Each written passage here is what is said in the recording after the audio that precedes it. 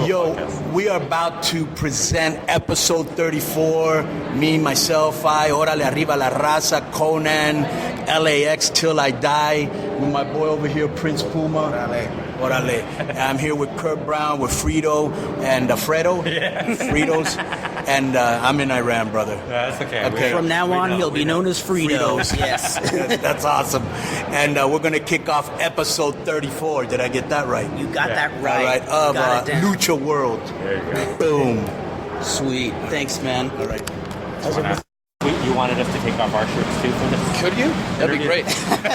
Serious. If we all look over you like a if we let's look do it. like you, we would do it. Let's do it. So you were in WWE for a long time. Is this audio? Oh, okay. Yeah. Okay, cool. Well, it'll probably just written. Yeah. You were in WWE for a long time, and now you're part of something new in Lucha Underground. Tell us a little bit about how you feel about this promotion at the start, being part of it at the start. It's really cool to be in on the ground floor of a brand new promotion. And part of the reason I left WWE was because I was starting to feel like my creative energy was being wasted. I don't know if that makes sense. Yeah. But you come up with ideas every week. You come up with moves you want to do. You come up with storylines you want to see come to fruition. And in that big corporate machine, they're working on a business and they don't have time to take in all the ideas. And I started feeling like, hey, like I'm getting burned out because every week I come in with a new idea and my ideas aren't being used. And I'm not saying it's anybody's fault. It's just how business the way works. business You know, is, that's yeah. and like you have to get used to it. But for me, that's not how I saw myself. Mm-hmm. You know, I saw myself being a part of something that I could contribute to, where my ideas were valued, and also somewhere that saw me the same way I do, and that is as the best pro wrestler in the entire world. And I see myself that way. Lucha Underground sees me that way, or if they don't, they're going too soon. Yeah. And being a part of this with the energy we're getting from like the young guys like your Phoenix and Puma, to the experience you're getting from like the older guys like your Conan, your Chavo, and your Blue Demon, to even to me, yeah, I'm one of the older guys here. Yeah. You're going by experience. Yeah. I think this is a great melting pot of creative experience and youthful energy that so far has blown everyone's mind. I've heard nothing but really great feedback about Lucha Underground. Well, you heard it, ladies and gentlemen. He is now officially Frito Bandito Esparza. And I am Vandal Drummond. A freak. Brown, if you... Or, as Conan called you, a freak. A freak. A freak. How do I get to ascend to the title of Super Freak? You gotta meet Teddy Hart. Okay, next on my that's list. Conan's. And Conan, then you were just telling me I should meet... Jamie Dundee. Yes, yes. Okay, that's next. I want to be a super freak. Although next week you might meet Ruby Gardenia, so... Okay, that There's- might alone there's- maybe. Well, maybe we should... We actually did meet him before, so it's We not... did. We met yeah. him in San Diego at that one Yeah, show. San Diego, then we saw him again in L.A. Yes, that's when right. Guro Maya Jr. when he wrestled there. So, but well, maybe he should be the next one we interview. Yeah. Awesome. Yeah. Well, We'll have to ask for an invite from the promoter. have him have his press people I'll run us email through. Superboy. Have him run us through the press, the all these multiple people to like Okay, tell this us. is the deal. This is the deal. When we go to Superboy's show, we're not going to say anything in advance. It says, we'd like to interview Ruby Gardenia. Now, how many questions will you allow us Yes. to ask him? Can we ask more than 2 questions? For those of you who are not in the know, Fredo wrote a really good and really thorough article on our adventure to Lucha Underground. We had press passes, and Fredo was interviewing Macias, a.k.a. Mil Muertes Macias. Ricky Banderas, Yeah, or should we call him Triple M? or how I said, Mil Muertes.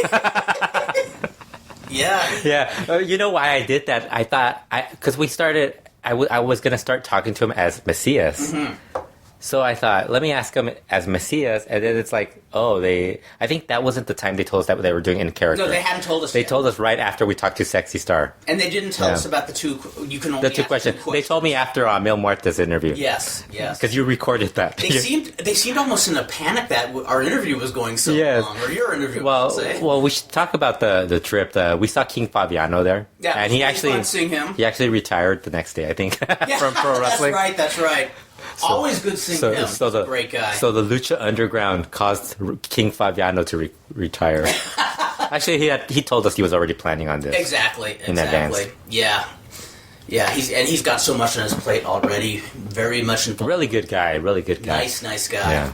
Yeah, really involved in the local MMA scene. He does a podcast. I think it's On the Mat Radio. Mm-hmm.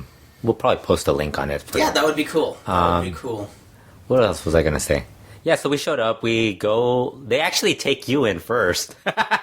Yeah, they left. There was like four people. I think there were four people that were already there from the press, and then there were like a couple like coming behind you, showing up behind you. And so like the girl that actually dealt with me via email, she wasn't the first one, but the second one. She shows up, sees that Kurt's getting all his press information or like just telling them who he is, and tells him to go with her. And just leaves the rest of us right there. It's weird. The people at El Rey Network. I hope it doesn't sound like we're bagging on because they're. Oh no, they were great. They were great. They were great to deal with. Nice, really nice people, but kind of communication snafus, which is common, and apparently that's common not just in wrestling, but exactly. Well, in fact, everything. I was telling Dan Farron. I saw him at Story Salon the other night, and I was telling Dan Farron about that, and he said, that's what entertainment press interviews are like, too. Wow. He's been on his share of those. He says they limit your number of questions, and then they kind of hustle you after the next person. So, and it actually kind of makes me admire journalists who have to get the most out of the least. Yeah, you know what I felt? When did she get the gift bag? I didn't see her get, like, did she have that already with her, or... No, she handed it to you like pretty fast. It to me pretty quickly. I gotta be honest. I didn't even see where she grabbed it from. It was like she was Felix the Cat and grabbing something out of a magic bag. It was there. Kirk got a gift bag right away, and like she told me I could go in with you at the same time. But the other people, everybody else from the press just stayed behind. But I went with you. And then, like, everybody else came in with press gift bags. Except I was the only one. I didn't really care. It wasn't that big a deal to me. You know, like, how much more stuff do you really need? Well, yeah, I mean, to be honest, the only thing I'm using from the gift bag are the little Post-it notes they had. You know, yeah, I gave everything away to my nieces. That's great. So I only kept the flash drive, and I was going to... They asked for that, too. Yes. Which I probably will end up giving them. So we end up going to the back. They had a really nice setup. They had like a little although I didn't think anybody got anything to drink there. They had like a little bar area. They had a sofa. I think it's more for the wrestlers and that was my impression. The VIPs and all that. After the first taping, I saw some of the wrestlers going in there. Yeah, like we saw Conan. That's right. Yeah, so we were sitting there for a while. Then they had a couple of people talk. I can't remember who the first guy was who was talking. They're kind of giving us overview. Yeah, the first guy was telling us more of an overview of what El Rey was. And then the second person started talking about Lucha Underground, Eric Van Wagenen, or I can't remember his last name. Wagenen? Van W. Van W. Let's just call him Van Wagner. Yeah. Well, so then I end up asking about Unimass. Mm-hmm. And they ended up they didn't tell us anything. Like, I guess there's something that's going to happen with, they want the Unimass people to handle that. Yes. So then, it was weird because prior to this, I received the emails, the invites, and everything, and they had a completely different invite list, interview list. Mm-hmm. They had, I think most of them were there except for Sexy Star. Right. So then I emailed them and then I told them, why don't you guys have somebody that speaks Spanish? Not because I couldn't speak to the people who speak English, but because I figured the people that spoke Spanish. Mm-hmm. I mean, technically, this is a Lucha Libre website, so it's like you kind of want to talk to the. I mean, don't get me wrong. I don't mind talking to like somebody who speaks English from U.S. wrestling, but it's like you want to talk to the AAA talent. And I figured, so I wrote them, why don't you guys have Sexy Star, Blue Demon Jr., or I think I said Pimpinella also. Yes. Because I didn't know who else was going to be there. So then they emailed me back a different list, and this time they added Sexy Star. Mm-hmm. So then when I saw Sexy Star's name, I thought, oh my God, I have a lot of questions. But you know, the two questions I did ask were the ones that I knew one of them I knew I could ask. I think it was frustrating. She seemed really like friendly, down to earth, and just it sounded like it'd be actually interesting to talk to her. So basically, when we started doing the interviews, if you hear the Mil Muertes if you see the Mil Muertes, what I wrote down about the Mil Muertes interview, that's like that was a conversation basically. Yeah, it like would have been great for it to go on too. It was like a 4 or 5 minute conversation that ended up like the girl, the El Rey Network staff member. She did a run-in. She taps me on the shoulder and tells me, "Wrap it up." You actually recorded that. Oh, I did. Yes, you recorded. You recorded that, and then when you hear me doing the okay, like I'm interviewing Mil Muertes, and I started going okay, okay. I'm trying to get him to like speed up his answers, but he's like laid back. He's like some of the questions kind of came off a little weird. Like I would ask him about like his big matches, and then asked him about the injuries. But it was more of a thing where I wanted him to like explain if it bothers him that, because he always has like these huge matches, and then like 2 months later he breaks an arm or like something happens, and he's out for like 5 or 6. It's been happening lately, like the last 2-3 years. So, but he was very polite. He just kept going and everything. He's a really nice guy. Yeah, I mean, he's somebody that we should have like as just a guest on a let's podcast. try to do it sometime. Yeah, he speaks English too, I think. But because I remember they said he could do it in English. Or Spanish. And then I told him, "Do you want to do it in English and Spanish?" He said, "They said Spanish." they were Spanish. Okay, I thought it was better because I think. What was weird is that when he mentioned that he didn't know that we watched AAA here like all those years. He's like, I had no idea that people here in the U.S. That's what's funny is I know. I remember years ago, and I think that's where the El Rey Network people don't grasp the part where Chavo, Katrina, all these other people, and Chavo's a name, but these guys aren't stars. These are people who were role players in like WWE and WCW. Messias, Sexy Star. These are people that Mexican fans, Lucha Libre fans, are going to view as stars. And it's funny, it would really behoove them if they had the people doing the press tours to get some background on the wrestlers, because even one person admitted, I don't know who any of these guys are. And it's like if we had a press pass to I don't know, the Dodgers, and the person giving the tour saying, "Who is this guy?" Who's this guy? Oh, this Kershey guy.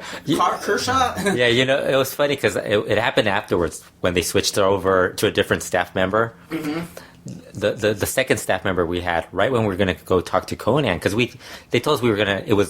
They basically were going to end it with Johnny Mundo. Yeah. And we kind of told them, don't we have somebody else? We have to talk to Conan. And she, like, as we go to Conan, because I think we saw him from far away. We saw him. And he waved to us. So we went over there.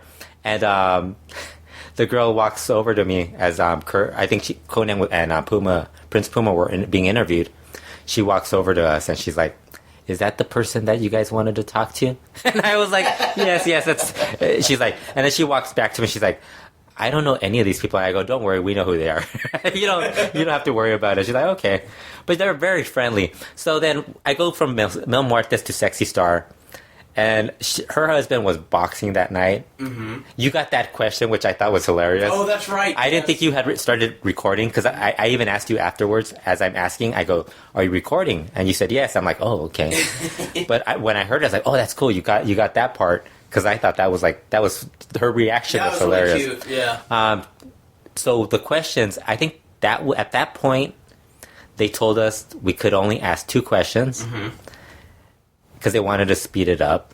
So my first question was about her being how she got back in shape so quickly, because she looks a lot better, and even she laughed about it. She joked about it and said that she looks much better now than she did before. She has that Zumba instructor body. Yeah. So while her husband works out, he's the one that's actually done a lot of help. He's helped her out because he's a boxer. She probably trained that style. So then my second question was a total like, what do you think of Lucha Underground? And that was, I figured we got to ask that to everybody. Yeah. So then she was I really dug her answer about her why she got in shape. About being a mother. And everything. I thought that was very cool. That was really cool. So then the other thing, and we suspect that was her little girl walking around with the headphones on. That was really cool. I think she has a baby though. I think she has a young. Oh, okay. baby. Maybe it wasn't that. I think that was somebody, but I think she's related to her or something. Because she seemed to. Have rapport. It might have been. I have no idea. Yeah, a little girl walked around with headphones like she owned the place. Yeah. It was really cute. Because there was there's a gentleman who was holding another little baby, and I think that was the. Gotcha. So then, what was that? What was I going to say about this? About the second question. Yeah. So basically, she's telling me the answer to her question. It's about how Dario Cueto bought the contract off of Dorian Roldan, and I didn't really think about it. I thought, she's giving me a kayfabe, in character answer. So then, right afterwards, as we're getting ready to interview Dario Cueto, one of the other reporters asked me if that was. He's like, I'm a little confused. Is that real, or was she telling me something that was a storyline? Mm-hmm. And then he starts telling me the answer, and it's the exact same thing she told me. And I'm like, yeah, that's the same thing that she told me, so don't worry about it. So basically, the stuff before that was like me getting her to like open up a little more.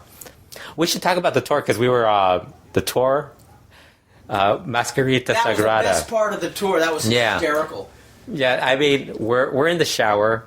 Yeah, we're walking in the shower room, and you hear the water's running. Yeah, the water's running, because the guy giving this tour is saying, well, this room is empty. Oh, and then hears the shower, says, whoever's in there, like, don't... Stay in there. Stay in there. And the curtain opens just enough to see Mascarita Sagrada's face, and he has this big smile on his face. I can't remember what he said.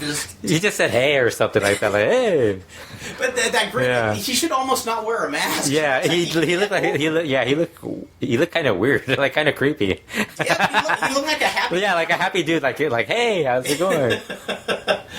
And then of course I got to meet Pimpinela. Well, we'll go through the. Yes. So we go to Dario Cueto's interview. I mean, guy does a great job in his role and stuff, but oh god, the interview was like. That was like the one guy. I even told the people of El Rey. I told them we'll talk to when I was telling her about Macias. I said we'll talk to them longer. You could, if you guys want us to skip some of these interviews, we're okay with it, because we figured we could just go through Conan and get the just talking to Conan was enough to like get although we didn't put him on we didn't interview him, because it was like everything he's already said pretty much everything about it. So and I mean. It would be really weird to have Conan give you a kayfabe interview. That would be embarrassing. When he's doing a podcast and doing all this other stuff. That was a strange thing about them wanting people to be in their characters. And that's what got really weird with Dario Cueto. Yeah. Because we didn't know who Dario Cueto was. Exactly. We just know that he's a character in the Lucha Underground. But I mean, you don't have anything like... It'd be different like if you're going to WWE... Mm-hmm. And the Undertaker is you're interviewing the Undertaker as the Undertaker, because you have like 20 years worth of like history behind him to ask him. But I mean, Dario Cueto, we haven't even seen him on television. We don't know anything about him. So then the first question was kind of I just asked it, like I was like something very simple, like what are your plans for Lucha Underground, stuff like that. Then the second question, we noticed that during the tour that there were a lot of Rayo de Jalisco photographs throughout the... In fact... It looked awesome, actually. It did look awesome. The office had this old school look to it. But not only did they have a lot of Rayo de Jalisco photographs... That's all it was. That's the only wrestler they had on the wall. 5 pictures of Rayo de Jalisco, all these old black and whites, and the rest were pictures of boxers. Yeah, if it was like a bunch of different wrestlers, I probably wouldn't have even noticed it. So then I asked him... So are you a big Rayo de Jalisco fan? And he couldn't answer. He looked blank. Yes. I felt bad. He had that blank. Yeah, and I was like, how do I answer? Yeah, and I was like, so I told him after, don't worry, I'll just fix it. And I just didn't really bring it up. It's not a big deal. Yeah. I mean, we all know. I just thought it was so stupid because he's an actor. I mean, if you go interview Hugh Jackman about an X-Men movie, you're not going to talk to him as Wolverine. You know what I mean? Like, exactly. You're not going to go to like you're not going to go to interview Liam Neeson or Leonard Nimoy is going to be Spock. So you're not going to. So that's basically what we felt like during these interviews. Yeah. And what was great, like right after that, we had Chavo Guerrero. Who was a really nice guy. Really nice guy, and that's the El Rey staff was still with us at that time. And we asked them, so are we supposed to interview him in character? Mm-hmm. And Chavo made a joke like, well, in character or out of character, I'm still Chavo Guerrero Jr., so it's not a big deal. That was awesome. So Kurt actually interviewed him for that. And then while Kurt's interviewing Chavo, he's like practically on top of Katrina. Like I was gonna tap you until you go on the other side, just it's kind of a rude thing to do, like to interview somebody over the But I mean, she was very friendly. She was perfectly was fine. cool. She's a lot better looking in person than I thought. Like her. Well, in fact, the only reason I asked her some questions, I didn't know what to ask her, but I didn't want to make it sound like Chavo, go away. And you know how bad Kurt doesn't understand Spanish is that I had actually asked Macias about Katrina, and the second question you asked Katrina. No, the first question you asked Katrina. What's your role with with Chavo? Chavo. The only reason is because they were had sitting him next to each other. Don't you think that was like the stupidest thing? Yes. Wouldn't you have her? I would have had her with Macias. Yeah, exactly. Mil I Muertes. thought there was an angle going on Yeah. with them. You know, that's why I asked that. She was very friendly though. Oh, she was totally cool. She was funny. She was funny. I sneak around and talk with Chavo. Yeah. She was really. She was very good. The women that are working with this group, they're very quick to like respond, like to comment and stuff. They're not like these. They're not as like lost as some of the women you'll talk to. They seem comfortable in the environment. Yeah. So Chavo, and then afterwards we talked to Johnny Mundo, who was a really nice guy. If he's actually even half as nice outside the arena as he is there, then he's a nice guy. We offered to do the interview shirtless. He was up for it. We kind of backed out. In fact, when we were talking before the podcast, we were saying there would be a great reality show, Johnny Mundo shirtless, and have him go do like people's errands for them shirtless, going to Home Depot buying stuff shirtless. I don't know where he's from, but he's very LA. Like he must fit in LA now. Yeah. I don't know if he's from here, but he's very laid back. Yeah, I know little about him, and he seems like the type of guy that you could interview and like just like back next to a swimming pool, and just like drinking like margaritas or something. And just having this laid back conversation. Because it was so easy to talk to him. Like right afterwards, I look at him, and it's not that I didn't really like.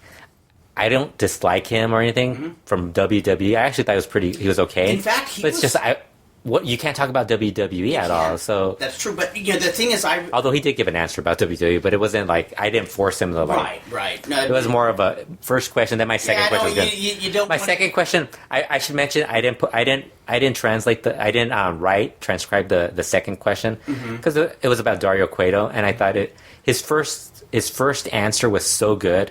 I just thought the second question it would have made it look silly. It would have just looked silly. It's strictly. Yeah, it was just him. TV script. Yes, and then him.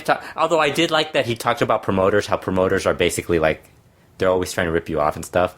But it kind of like it was just going on like as a character. And I really liked the other one because he was talking about how there's a nice blend of talent in Lucha Underground, which there is. But the whole kayfabe thing was so that was just silly. weird. And I gotta say, as everybody knows, I very rarely watch WWE. Did you even know who he was? Yes. Okay. Well, in fact, the reason I'm bringing this up is when he was in WWE, he would be a reason for me to turn it on because I really thought he was not just a really good worker, but really stood out from the rest of the pack. And that's and something. I love the gimmick of him. And that's the other hard to extricate from a battle royal. The way he would. He has a look that fits this promotion too. Yes. I think if AAA ever brought him in, he'd probably fit in there more than just because of the lighter weights. Because in WWE, like he was telling us how I was telling him he's a lot taller in person because he's got to be like 5'10", 5'11". He looked like a giant. Yeah, next to us he looked like a giant. He did. And then he was telling us Ezekiel Jackson towering over. Yeah, and we saw him walking by a few times. Yeah, and he was telling me that in WWE he was like really small. I was like, man, if you're really small, just like even his body was so much bigger than ours. I was like, dude, you're like a huge guy. Man, I mean, you never know what you'd really do if you had the means to promote. But I had the means to promote. I'd use average guys so that when you bring in a talented big guy, he would look like this colossal giant and you could use that to your advantage. Totally. I mean, because and his style kind of works a lot better with the Lucha guys and all these indie guys. In fact, remember the taping the week beforehand? We're not going to give too much away, but he did this wild bump from... he dove off the second floor. Oh, God, and I said, please don't hurt yourself. Yeah, we didn't even bring that up. We didn't even remember to... We didn't, but But you know what it was? It really... I really wish they wouldn't have done all that. I understand they rushed us, but there wasn't nearly enough press for them to be rushing us. Yeah. Because I think there was so much more we could have asked and stuff like that, and that's why I didn't plan ahead. I was telling I actually sent a message to the Cubs fan, and I told him I got invited, but I'm not even going to plan ahead because I think it's all going to be like worked interviews. Yes. So it's like, why bother? We actually, and the cool thing is we went... I thought the Mil Muertes interview was very good. I was going to say, we went in there with just minimal expectations. We got some pretty fun stuff. Yeah. Then after that, we went to Conan and Prince Puma, which, I didn't interview Prince Puma, but I did talk to him. But then I thought, you know what, I better not write this stuff because it was a lot of stuff about him as Ricochet. So I thought, I'm not going to write that. I didn't want the outright people to get upset. We don't want them to think that we're going TMZ on them. Although we wouldn't, but it's so weird. That's how they see it. It's so weird because this is something I've noticed, not just from going to the Lucha Underground tapings and talking to people who work for them, but like people on there are people doing shows and stuff like that. There's like this weird like separation between the El Rey network and the production company and the wrestlers. Yes. Where they don't really mind that you like say all this stuff. Or like they know that it's Ricochet. They know that King Cuerno is Hijo de Fantasma. Yes. They're saying all this stuff. Even like Hijo de Fantasma will like write about it. They just don't want you like there's certain stuff like they don't want you to tell like who's at the taping that shouldn't be there. That's the stuff they don't want you to say or who can't wrestle. But they don't really care about this other stuff. They're okay. Whereas the El Rey Network's like, oh, you have to interview them in character. It's almost kind of like the opposite of many, many years ago where I would bet the TV production crews, even though it was a much more localized thing, probably wouldn't give a rat's ass. But the wrestlers don't.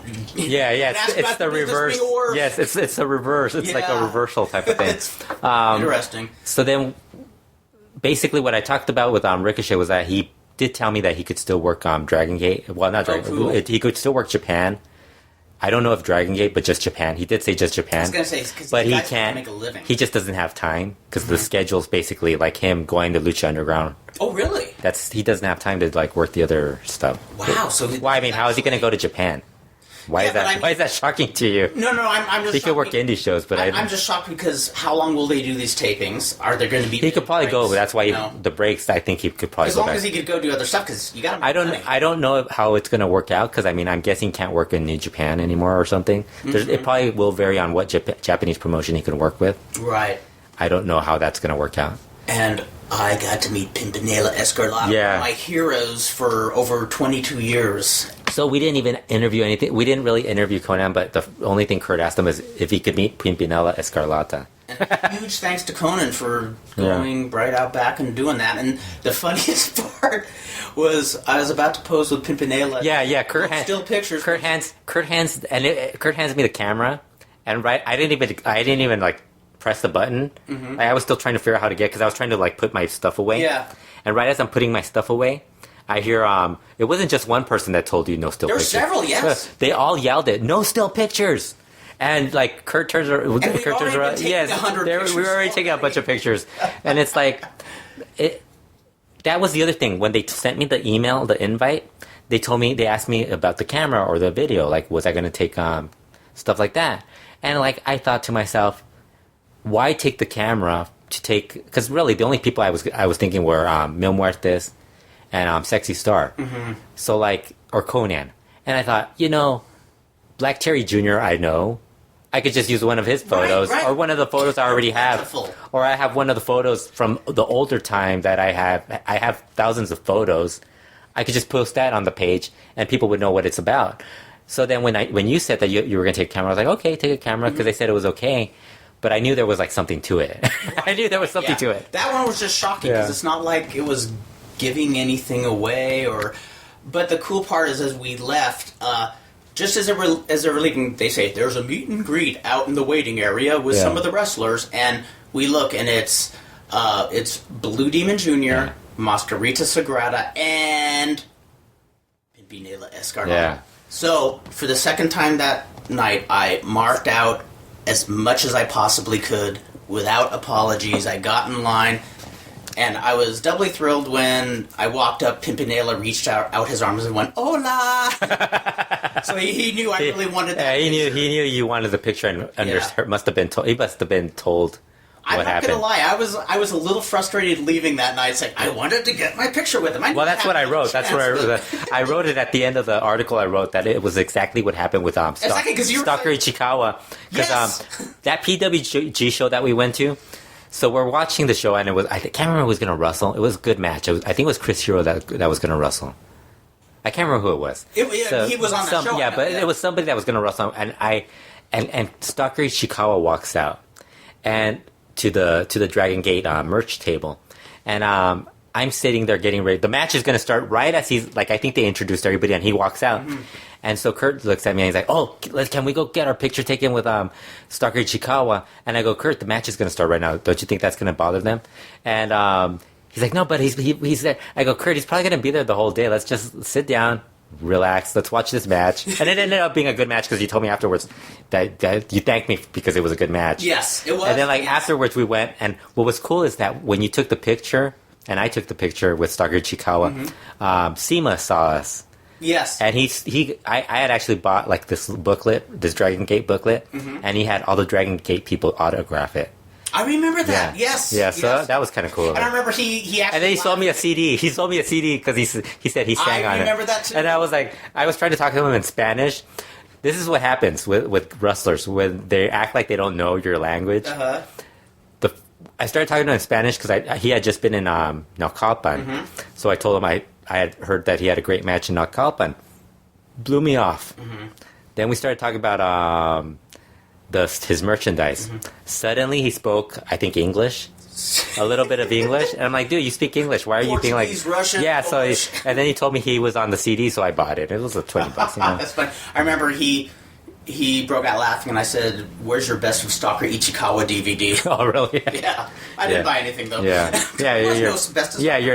You weren't that big a Dragon Yeah. Gate. I was a big Dragon Gate fan. And I must openly laugh at myself now because years ago Tom Burke told me the story that had me doubled over. Where in Memphis for like I don't know how long this guy was a manager, but there's a manager called Nate the Rat. Yeah, I remember him. And I think he was like a taxi driver. Yeah. Local taxi driver. And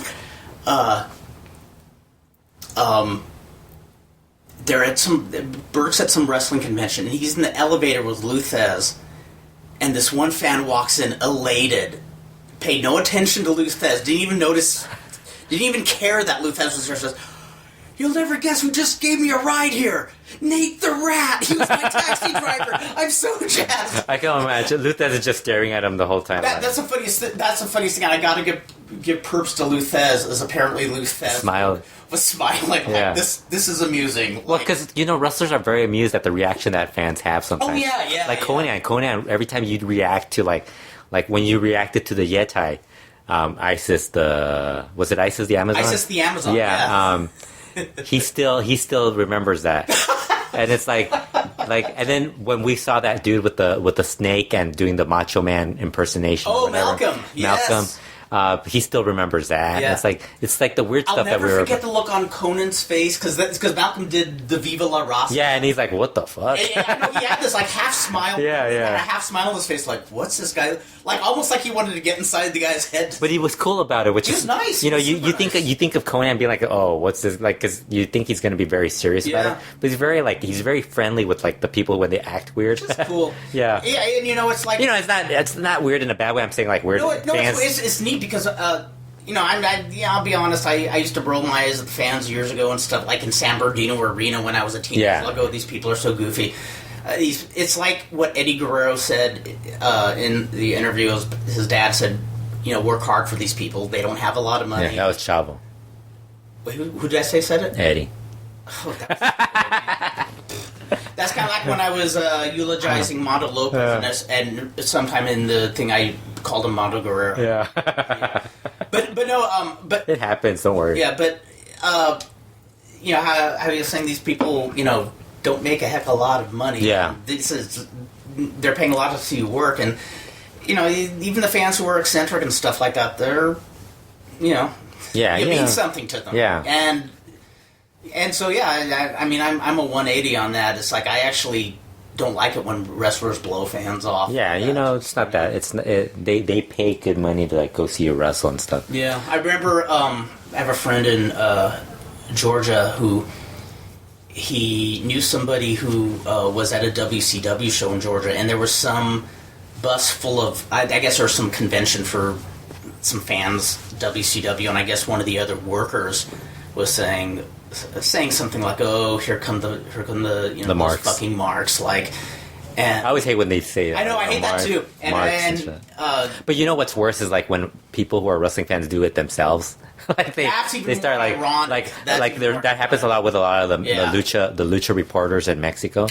They start calling do they really? like when you write like a fantasy booking type of thing, they'll call you a fanboy. Like they for whatever reason. So like it's like fanboy it's so crap. funny because it's like now you have a website and all like half of it is them like cutting and pasting stuff off of other people's Other websites, people's work, yeah. and then or other people's work, and the other stuff is them like fantasy booking stuff. It's like it's okay for them to do it, but like if Right. And this friend of mine said that Conan said right to the wrestler, just looked at me on the eye and says, like, those marks pay your salary.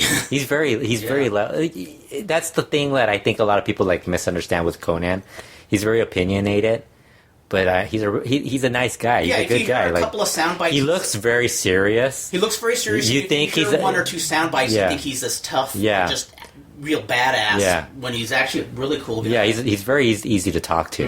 He's like I told Superboy, he's one of those guys that even if you like end up not like having a bad business relationship with him or something like that, it's like you he makes you feel important. Yeah, exactly. So then you end up like if you ever want to like rebuild that relationship with him, there's always that door open. Exactly. You know, and it's not like Paco Alonso where it's like it's done. You're dead to You're me. dead to me, you know. I put the curse on you. And I think that's why you see like even Vampiro.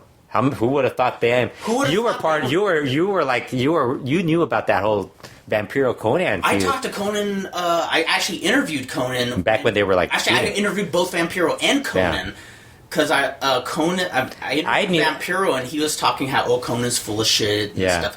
And then Conan called me like 2 weeks later saying, "Hey, I want to give you my side." And I said, "Spill the beans." And I thought these guys are never gonna like. each Yeah, other. and now they're like working together. They're like. I don't think they're like gonna go hang out and stuff because they have completely different But they get along interests. now. Yeah, It's just that's a like- lot. That's a lot better than. And I think he's even had him on his podcast too. Yeah, but- he has. He has. One of That's those- actually a very good podcast. Too. Was it? Actually, Vampiro was fascinating. Yeah, because Vampiro is very. That's the one thing Vampiro is very fan friendly too.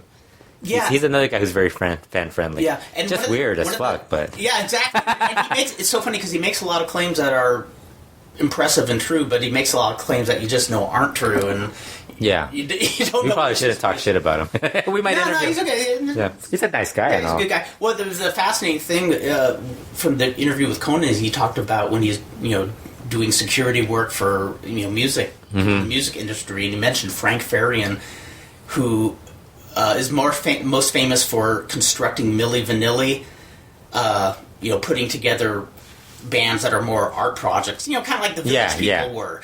But he was the creator of Boney M, who was a disco group I loved from the 70s. I said, and he even mentioned Boney M. I'm going, okay, Vampiro, you get huge points for even Because he was a bodyguard for a lot of years, right? Yeah. That's why now he's a guardian angel. Yeah, and that's all legit. That's all. That was one of the things when I first heard it. I was wondering. I'm very curious to hear what he's like now as an announcer.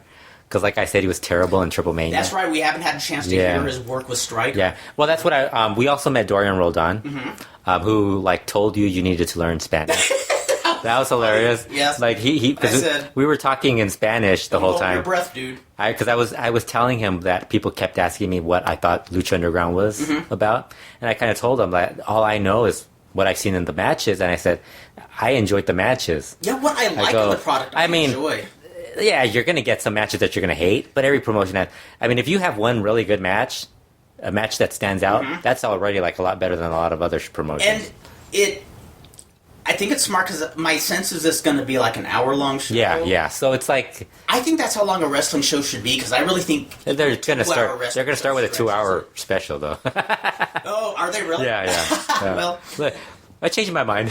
You know what, though? No, you know what it is? I think once you get past 2 hours... 1 hour is perfect. Like if you're just gonna do a TV show where it's like you don't have a lot of because it allows you to not put a bunch of emphasis on the bad workers. I think actually AAA does a good job because they have an hour 20 minutes, which is actually you're not you lose some of the matches, but if you could get 2 parts, that works. But then you're not getting cybernetico for being forced to work for 20 minutes or anything. Right. And then they do a lot of trios matches. But then, like, when you do 2 hours, that's a little pushing it. But what WWE does with 3 hours is like, oh my God. I didn't watch. I think this past week, since we went to Lucha Underground, and I think I watched some other wrestling show afterwards. I was like, I ain't gonna watch Raw at all. Yeah, from what I heard, Ross. And I heard it was bad. I heard it's like pulling teeth. I heard it all 3 hours. It varies because I've been able to, like, sometimes I'll watch like a half of it, and then like if there's something that, because they have two divas matches going on now.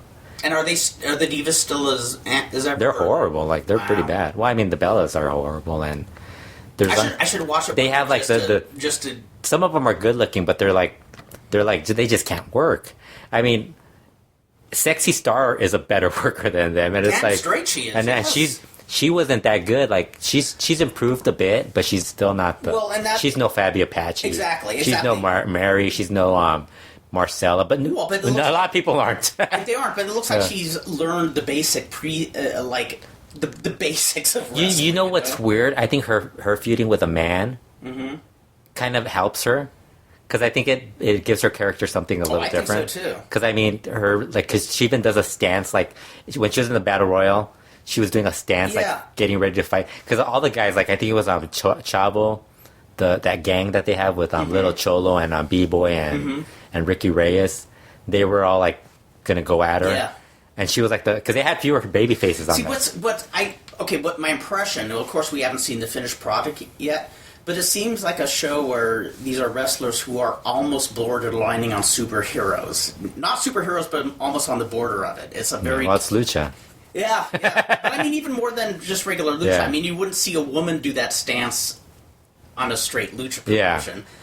Yeah. And it is so funny. When we first heard about Lucha Underground, I was just kind of saying, yeah, right. Well, you know, and then the first taping also happened, and people were like, "Oh God, this looks," because it was a lot. That's right. A lot of focus on Chavo and Blue Demon. Although I think the Chavo thing, I think people are reading too much into it because Chavo's matches aren't lasting that long. Yeah. With the day we went, it was like both times 3-4 minutes. Well, actually, he was in the Battle Royal the second time. Yeah. He was, and he didn't last that long because I think he eliminated Sexy Star and then they threw him out. And but his singles match, I would imagine his match with Blue Demon isn't that long because I'm guessing there's interference and stuff like that. Probably. So it probably isn't going to come off as horrible at that first show, that first set of tapings. Yeah. But the ones afterwards, once they brought in the AAA talent, a lot better. I mean, Pentagon Jr. is amazing. Oh, he's great. Phoenix is really good. I really like Matt Cross's role. Son of Havoc. He has, take that. He has a black mask, and then he has like his red beard coming through it. He kind of looks like an executioner, one of the '80s type of wrestlers. Yes, executioner. From the hills of Kentucky. Yeah, the Equalizer. I think there was a guy named the Equalizer or something like that. I think that was Dave Sullivan, wasn't it? That he had like a beard for a while. There was like a bunch of different guys who had like that. I remember Troy Graham as the Dream Machine in That's who he looks like. Yes. That's who he looks like. It was one of those guys. I was trying to put my finger to it. I was like, he looks like somebody from like Memphis or something. I was trying to, but the guy works and you know, he really needed that because I think without the mask, he's your basic vanilla babyface. I agree. Without the beard and the mask, he's very basic, very generic. Yes, I do agree. You put the beard, he looks a lot cooler. And it's a great... But then the way he works, it's like very high-flying. Exactly. So with the mask, it works even better. And it's high-flying, but he still comes off as badass. And he's with Huntress. He's with Evilise. Huntress. I was like... That's very cool. I was going by her Twitter. I love it. Yeah, my world's falling apart because now I'm going over... I'm referring to people under their Twitter handle and not their actual names. Yeah. Yeah, from hence on, I'm going to be Vandal Kurt Drummond Brown. No, you're at Vandal Drummond. I'm at Vandal Drummond. I used to have a friend, a guy named Dave Tias, may he rest in peace, great guy, but I had so many nicknames by the end of high school that every time he'd see me up until like well into adulthood, he'd say, Kurt Corbiorla Kilroy Drummond Brown. And I think there might even be one name I'm forgetting. But there's a lot of wrestlers who are going through that. Yeah, and I wasn't even a wrestler. Look at Mil Muertes. I was like having a hard time. I was a dork in high school. Yeah, somehow I was getting laid out with all these nicknames. I was having a hard time just remembering Mil Muertes. What to call him. I think he has a mask. Yeah. It kind of looked like God. Who did it look like? It looked like somebody's. I can't remember. It's almost like a more raw version of a Mil Mosquera. Yeah, kind of like that. Kind of like one of those masks. Like if Mil Mosquera was a character who came out of a cave instead of instead of a palace or something like that. But yeah, so the matches that we've gone to, the shows actually have been pretty good. I mean, yeah, I'm actually very curious and looking. the battle royal wasn't that particularly But it didn't great. bug me. Yeah, but it was basically just Johnny Mundo trying to save himself. And I dig that. And I thought the last match wasn't as great either because I think the guys were pretty worn out by that point. But the first match was insane. That was beautiful. Did you see King Cuerno's tope when he hit it? He hit it in our direction. Oh yes. I was like, as soon as I saw it, I was like, oh, that's Hijo de Fantasma. Because he's the only one that does that. Well, actually, I recognized. I was telling people that I had to check to see his if he had his waist tattoo. But you called it pretty much. Yeah, I knew right away. I was like, because the way he stands a certain way, and that's the Hijo de Fantasma stand. Yeah, the only time I ever called it on the cue like that was when I first started watching Lucha, and I saw Felino, and I didn't know anything about. I knew there was a guy called Baby Casas, but when I saw the patented head scissors off the ropes, I said, that's got to be a member of the Casas family. Is he the fastest worker you've ever seen, like, just from the way he moves? Because he moves really fast. Wait. Felino, yeah. Because, I mean, I don't think I've ever seen a guy who, like, speeds up, like, just going back and forth so fast. Oh, God, yeah. Because he does a lot. In fact, remember Superboy said that was one of the people he was most thrilled to work with. Yeah, because, I mean, that guy was just like, that guy, even now, he still works very fast. Although now he does a lot of comedy. Yeah. So it kind of like, But he's earned it. Yeah, he's at that stage where... He's put in his... He's at that stage, and look, he did all that fancy shit. Yes. Was a mid-card guy. Now he, like, smells his armpits and is a main event guy. That's his... There's a lesson to be learned, young wrestlers listening. There's a lesson to be learned there. Look at Mr. Niebla. Before he was, like, a clown doing all this stupid, like, comedy stuff.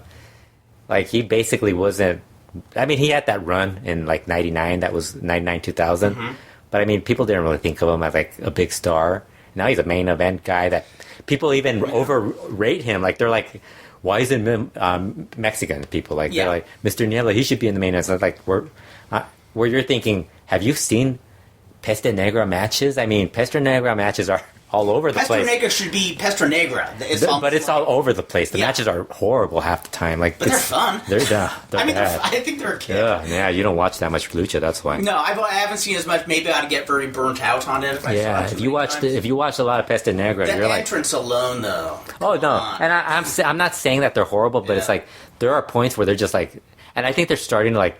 It's like the gimmick is starting to like narrow. They're starting to like. It's kind of. I'm kind of noticing like a lot of wrestlers like in different groups in CMLL, like with the Peste Negra, Nero Casas is being dragged along by the Peste Negra because they're not as at his level. Well, because they're doing comedy and he's even doing comedy. He's still really good. I mean, he's a rarity in this business. Works his butt off. And then the other guy who's really being dragged down is Guerrero Maya Jr. with Reyes Atlantida. In fact, because Delta isn't at. It's never going to be at his level, and Atlantis is slow. Like he's a lot slower now. So then, Guerrero Maya Jr. I'm bummed because he seems almost. You know, I'm pissed now. I'm pissed now because I know Conan once asked us if well, I didn't ask you, but he asked a couple of us what we thought of Guerrero Maya Jr. And I don't think we brought him up because I think there's a selfish aspect of like telling people to leave a promotion, right? And, you know, at that time, Guerrero Maya Jr. was getting well pushed in CMLL. He's non-existent? And right now, I'm like, yeah, he's the Arena Coliseo Tag Team Champion. What are you talking about? But right now, I mean, I think, man, this guy would be great in Lucha Underground. Would like, he'd be fucking awesome. Like he'd him and... He'd be yeah, I think... No, but no, seriously. I just think CMLL, like, I don't know what the fuck they're doing. Because when I watch it seems like half the time you don't see him... I mean, he's on the shows, but he doesn't seem very visible. Right? Yeah, he doesn't. He's starting to like. They're starting to drag him down. I mean, at least like Mascara Dorada. You can't drag that guy down because he's really good. He's like a high flyer and does crazy shit. I dig Mascara Dorada. Guerrero Maya Jr. will do crazy dives, but then like you see like when he has his matches with Virus and Nero Casas, singles matches, and you're like, man, this guy can do so much more. And what's he doing? He's tagging with Delta, wrestling Okumura and Kamatachi. It's like, oh my god, that's run its course. Like that whole like Japan versus Because I mean, there's not that many like. Yeah, that's old news. Yeah, so that is old news, I must say. So I guess what I'm saying is the CML guys should all jump to Lucha. So, just kidding. So before we move on to other side, I had. We got to talk about Cuchillo passed away this week. Oh so. yeah. I didn't really see him that much as a The wrestler. only time I really saw him was when I went with Dave Meltzer to Japan. He was one of the crew on the Lucha tour. For Hamada's UWF. Yes, exactly. It was the second tour, and if I they were using him kind of to just kind of more put over Acai and prep a match with Acai and Negro Casas, and he was definitely past his peak. He wasn't bad, but to show you what a tight crew that was, the people on that tour were Negro Casas, Super Astro, Fuerza Guerrera, Blue Panther, Hijo de Santo. Damn. It was... That's like the dream crew. It was like the who's who of great warriors back that then. era, yeah. And it's not that he was bad, but in that group he is definitely past his peak, but... the guy had a legacy. I remember reading about him when he was El Polaco back in the 70s. Yeah, I was reading that. I was like, why? I didn't even remember that. I remember, in fact, the reason I remember it is, Yeah. I know they're almost non-existent now, but Polak jokes were when I was a kid. I just remember reading that when I was a kid and just laughing. I was like, guy named Polaco? Yeah, really? and here, at least in the U.S., if you called somebody a Polak, it was very derogatory. Yeah, you did not say that unless you were Archie Bunker on All in the Family. You could get away with it. You could get away with everything in Lucha Libre That's in right. Mexico. So I'm looking at him saying, El Polaco, and I go to my dad who knows a little bit of Spanish, and he looks and says, I think that means the Polak. And then right next to it, you see El Nazi. yes, exactly. El Nazi. And It's like, oh my God. I couldn't read Spanish, so I don't know if they said how many Polacks does it take to screw in a light bulb, but, Well, I was telling you, the one couple of posters that Chris Zellner had found of some indie show in Mexico that headlines with the guy with the N-word. Yeah. And oh, dear. And you know me, first thing I asked Chris, I go, should we be offended? And he's like, no, as long as it's spelled that way, that's not offensive. And I'm like, okay. I go, I'm not gonna spell it or anything, but it's like, you don't want to offend, you don't want to post a poster and like people, that's a weird thing. Like, you have a website, people, it's not you doing the work. Like the poster or anything, that's not you doing it. Oh, God, yeah. It's them doing it. You're just putting it on there so people know where to find the shows. In fact, at work, I have my poster advertising the Leyendas show, the Leyendas show, and it names all the wrestlers. Oh, Ku Klux Klan. I had to take a Sharpie and mark out those two names because that Did you would not friend go over. Kurt, I need to ask you a favor. Can you friend the Ku Klux Klan Okay, let me tell on you. Facebook? But hold on. And then when you do it, I'm going to write, I thought so. Let me tell you. You know how people say they want to be friends on Facebook, and if you don't confirm, their request just stays there on your queue? He's on there? He's been on there for ever since the show, and... Oh, you got to friend him so I could write, I thought so. No, I'm not... Please. He's a nice guy, but... Everybody. I have almost... Liker at AOL.com. Yeah. Tell him to friend Ku Klux Klan so we can write, I thought so. I thought so, I knew it. Anything like that. LYGER@AOL.com. Write me, ask me so I can write back and write N-O. No, I'm not going there. I just want you to do that because it's hilarious. Oh, God. As soon as I saw it, I think somebody else friended him. I have think a lot of it was friends that work on Facebook. Yeah. They saw that. I saw that. Well, you could get... I understand it's a gimmick. Yeah. They wouldn't. Yeah. And I probably wouldn't understand if somebody else did it. I think you could tell it's like the most Mexican-looking dude. That's the funniest part. He's so obvious. And the strangest thing, I didn't know if it was him or the other.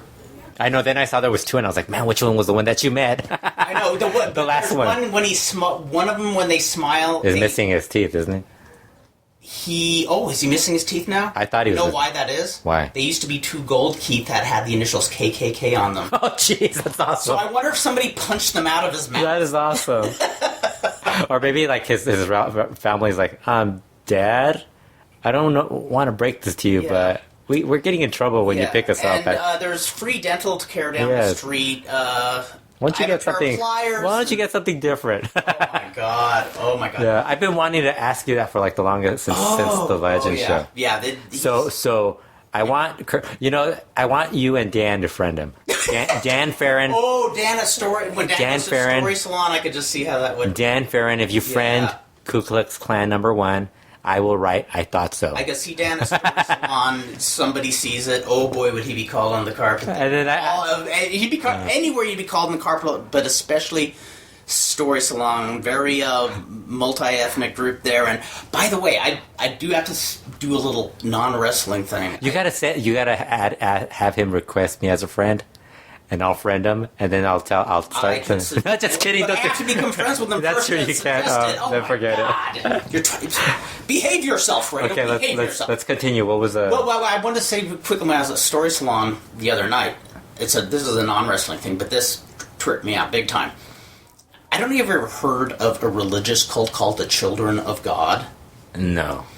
This is a cult that was started in the late 60s. Is this the one from Anaheim or something like that? I think they were. Yeah, I think it was Anaheim where they started. It was a guy named David Berg, who was like one of these, just his whole family had a traveling ministry going everywhere. And when he broke off, he started courting the hippie crowd, the peace and love crowd, and he started something called flirty fishing. And what flirty fishing is he would send the beautiful women in the cult to go out and have sex with men to bring them in the cult. And once they're in the cult, they had to, of course, fleece them of all their money and Is this stuff. cult still around, Kurt? Yeah, international. It's You can email Kurt at liger@aol.com for more information. Fredo's going to be in big trouble, and so am I. so back to the. But the first time I ever heard of this cult was in the 80s. I remember one of the shows, like 2020, did a big expose on them. Mm-hmm. And it's frightening that they are still in existence. There's a very famous case of a kid who was born into the cult who they said was supposed to be the end-time prophet. And this kid was pretty much molested from the time he was born. As they say, he was, being shown love or some bullshit like that. Yeah. But he eventually, when he was older, left the church and couldn't deal with the real world, and he ended up abducting one of the people who was his quote nanny and slit her throat and then killed himself. Oh wow! It's it's one of those. This is going completely different. I know it's going in a different direction. No, but it is weird because I've read about this cult over and over. Whenever I try to, the whole thing about religious cults fascinate me. Because they can be from every degree, from not a terrible thing to a thing that's just totally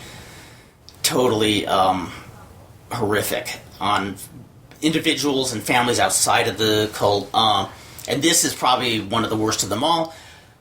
Well, I'm at Story Salon, and there's this girl named Bella Baca who is, reading a story. She's somebody who did some acting and some... I think set design in Hollywood, and pretty bright girl, really cute gal. But she reads her story and then she says, "By the way, I'm going to be releasing my memoir soon called Child of God," and I just no way. And she says it's about me growing up in a cult, and I just very kind of jerked him and asked her, "Was that?" And she says, "Children of God." And I go, "Oh my God." And I didn't know what to say. I said, I feel like an idiot. I just kind of said, "Are you okay?" And she says, "Well, writing about it has been very therapeutic. My mom got me out of the cult when I was 11. Wow. And it seems like sounds like she really has coped well as an adult, very nice person, but I never thought I'd actually meet somebody who actually was there, and I felt... You friended her on Facebook, huh? But you won't friend Ku Klux Klan #1. I think there's a reason for that. I think a very obvious reason. But no, that's my interesting non-wrestling story of the week. But how did our Ku Klux Klan conversation? Because I brought up Dan Farrer and getting it from race salon, so that's what that was the catalyst. I was like, I was asking you to friend Ku Klux Klan, number one. I wasn't expecting like you to friend join a sect. No, I don't plan to join a sect. In fact, I'd like to aim a rocket launcher. A secta. That's a La secta. La secta bizarra. There's the next wrestling gimmick. Secta 2000. Oh, there is a secta though. Just in one AAA. wrestler though? No, it's a bunch of... No, I want one wrestler. One wrestler. They should actually do that. Have like one of the secta members like split from them. Yes! And like tell stories of what they did and everything. Bitchin'. We should tell Conan. Oh my god! We got to tell Conan and Dorian Roldan this. Yes! Now that we're in speaking terms with them. Have them say they're writing their book. Because what didn't Dan tell us that Russ, like, bookers enjoy being told ideas and stuff? And especially being told you're doing it all wrong. Look, I can save the promotion. I can. What was I going to say? So, shall we... well, you know what I was... what getting back to Cuchillo, which was...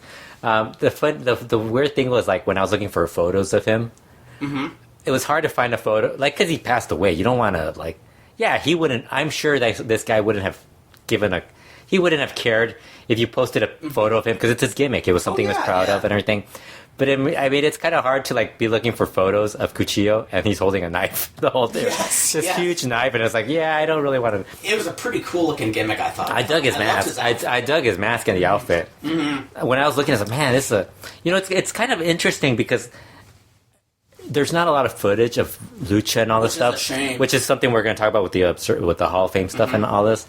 But because there's so many guys that we don't really like, we only know from like limited viewing, and then of reading about them. But you didn't really get to grow up seeing them. Yeah. So then you don't have that whole attachment to them, like, oh, this guy was great or anything. Like, you know, like you hear people like trying to get Junkyard Dog or Ken Patera or the Japanese wrestlers into the Wrestling Observer Hall of Fame. But then, like, luchadors, until, like, the last 3 years, never got anybody. Like, you never heard you never heard a lot of these guys being brought up. It was always, like, more of a, okay, this guy. Or if they did, one guy would show up and be like... invisible, like Dos Caras. Or Cien Cara, somebody like that. It was never, like, somebody, like, it wasn't somebody who was, like, an old guy in the 90s. Who was a huge star in the 80s. Exactly. Whereas now, the last 3 years, there's more of an interest in like those guys. Which is cool, because I think there's getting to be more people interested in the history. In the history, of Lucha, which is great, because there's a lot of people who I think should be in the Hall of Fame. Yeah. And the more historians you get, because that's what you're relying on most, is the historians who understand it. Yeah. And actually, the same. Well, you know, I think I would bet you anything if you asked somebody like Steve Yohe or Matt Farmer about wrestlers in the 40s. I bet you there's at least a handful that they say, I have no idea why they're not on the ballot. Yeah, and you know, you just can't like overthink it either. Yeah. But it's kind of funny, because like when you're reading about Hall of Fames for other sports or other things, they're picking people. They're not picking all these like groups and everything. They're not picking like every baseball player, because like when you're watching sports, there's like some good players that you think, oh, this guy's pretty good, but you don't really think of him as a Hall of Fame guy. Right. Whereas in wrestling, we don't really know a lot of these guys. Like, are they that much better? Were they that much worse? And you have to rely. And then you're relying on like not just even finding other people who know about it, but like magazines or like newspaper clippings, stuff like that. People who knew them, promoter. Yeah. When you see, and then there's that other thing where like in wrestling, there's a lot of people who are like very jealous of other people. Oh yeah. So then like you won't get like a straight answer. Like even like reporting. Like I was reading I can't remember what I was reading about, but they were saying like I think it was on Cavernario Galindo, and no, it was Sangre Chicana actually. They were talking about the wrestlers of that year. And somebody was saying that, Sangre Chicana had a good match. It wasn't that great because it was a lot of brawling and a lot of blood. It was great brawling. Yeah, and it's like, but it's like, well, I'm not talking about that match. I'm talking about like a bunch of different matches. Right. It wasn't anything like that. But it's like you're thinking about that, and it's like the reporter clearly has a bias towards a different style. Right. So then they don't really think about it like brawling, and that's what I remember when I was a kid. people hated brawling. Like there was a lot of lucha was more of a technical style, whereas like the brawling is like, these guys are just beating each other. It's American wrestling. Exactly, and a number of guys in lucha especially back then, when they brawled, it wasn't all that. They were weak brawlers. Well, some good ones too. Well, you know what it was like in the 90s. What happened with brawling and lucha was like everybody kind of started viewing it as what the dinamitas and those trios matches where they just brawling but they're not really brawling. It's like them just like wasting time, like trying to like just make the match like the equivalent of it's lucha. It's basically lucha. It's like the equivalent of a wrestling your bad lucha. It's your bad lucha basically. Whereas brawling, once people started saying, Sangre Chicana versus Paraguayo or Sangre Chicana versus MS1, one of my favorite matches those are ever. brawls. Those were like amazing brawls. So then like you're starting to change the whole view of what a brawl is. Yeah. Now you have people like, that's a good brawl. Because I remember when I first started going online, and I would like, Jose Fernandez was always like online, and Rob and all these guys. It wasn't a lot. Like, I'm pretty sure if you go on a lucha site, it's the same group of people who were there like 16 years ago. So they would talk about like brawling and stuff like that, and they'd be like, this match sucks. And I go, yeah, that's because that's bad lucha brawling. I go, there's good lucha brawling and there's bad lucha brawling. So then the guys who had actually seen the 80s wrestling would tell you this is good stuff. Yes. And then like the guys who were watching like the Dinamitas are like, that's bad wrestling. Yeah, exactly. And I feel bad for Cien Caras because I think that's why he wasn't. That's why when Yohi brings up, because Yohi was the one that really like went to bat for him more often online, that I saw online. When he would ask why lucha voters weren't voting for him, it's because a lot of the lucha voters, and I didn't really watch his previous stuff. They were watching him as shitty Cien Caras, like they were seeing him teaming with Mascara and those Universal or those random trios where they're just having like these really boring kind of matches. the opposite of the Brazos, where they put on their working shoes, the Dinamitas. Kind of went. Yeah, so it's like you got to remember all that stuff. But when Cien Caras wanted to work, he worked well. But how many people voting actually saw that? And then I was actually amazed because people are starting to like. There's more people like being open about their ballots online. Which is awesome, yeah. And I start seeing people who vote for lucha, and I'm like, I don't really consider them lucha people. It's not me being like hating on them. No. It's me just like surprised that they would consider themselves lucha people. Well, in fact, over the years, because like when I don't vote. Yeah. I don't vote, and I mean, when I see guys who I kind of got into lucha through me, it's like that's when I kind of start worrying about them voting. It's like, I don't know if you really know lucha. You got to be like an old fart for me to like really be like saying you're a lucha insider. Yeah, I'm an old freak. There you go. Well, it's one I love the history of wrestling even more than watching wrestling. But I mean, what I've seen the most of is lucha as far as Hall of Fame. Yeah. And so I maybe pick one or two. I think I picked people from England a couple of times. Yeah, because you knew what they did. I knew who they were, and one of the cool things now is you can actually find a lot of the British TV on. Yeah, YouTube. yeah, it's amazing. Yeah, but most of my picks are wrestlers from Mexico because that's what I've seen the most of. Because you saw pictures of them years ago. You go based on looks. The cool thing. Well, actually, the people that Dave's had on there are people that you're going to be familiar with. Oh, totally. If you're a lucha person, and one of the cool things about being somebody my age, he's not picking like somebody like Jack O'Brien. He's not forcing you to like remember like Dientes Hernandez or guys like that. It's not like those. And I guess the historic, like somebody previous from, I guess that accounts for lucha in Japan too. Like anybody before 1950 is historical. Yeah. Only historical people like will decide on them, right?